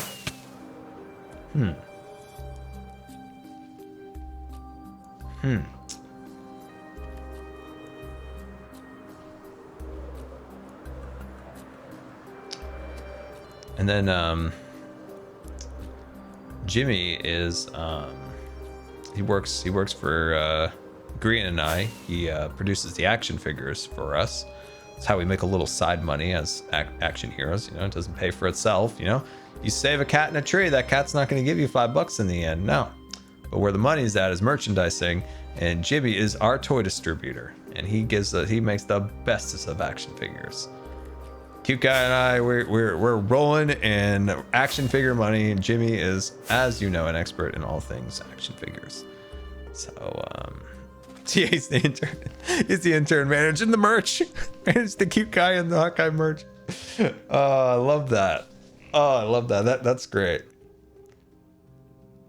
Yeah, I'm excited for this movie. When's this movie coming out? Is this the movie we're gonna make? Is this the movie we're gonna pitch Disney at this point? There we go. There we go. All right, perfect. This is the movie that we're gonna pitch. So I finally did answer that question. That question has been answered. 2024. All right, it's coming out soon. It's coming out soon. Oh, I love it. I love it. Well, there we go, guys. Thank you so much for coming out. I'm so sorry. I'm so sorry. I felt like everything we did today was broken or messed up in some way, but I hope you still enjoyed. You gave me a fantastic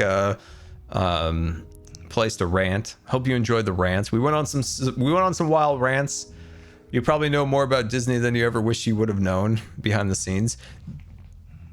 It gets so much crazier, by the way. There's a book called The Disney Wars from the 90s. It's crazy stuff. But yeah, I had a blast hanging out with you guys today. Hope you enjoyed. Remember, the link in the description and link in the chat here for the merchandise. The merchandise, only a very limited amount of time left to grab yourself some Hawkeye merch, some Scarline merch, or even Panda Rescue, sticker packs, all that stuff. So it's going to be gone very soon. So if you're interested for Christmas, click the link in the description and check it out. Thank you so much for all the subscriptions, resubscriptions, and bits. Very much appreciated. Hopefully going to get out a video maybe Sunday, Monday. It's going to be create. We're going to make a house for the moving house. It's going to be really cool. I think you guys are going to absolutely love it. But yeah, so much fun stuff coming up very soon. And let's see who is out in the wonderful worlds. Wonderful. What is Zombie Cleo doing? Power wash simulator? Okay, we're rating Cleo. I want to know what a power wash simulator is. I have to know. I don't know, but I need to know. I have to know, and we'll soon know because we're going to raid Cleo. So once again, guys, link in the description for the merch. Check it out. And appears the pump is beeping again. Just as we started the stream, the pump beeped. And it is now beeping once again. All right, guys. Hope you have a wonderful rest of the day. And goodbye.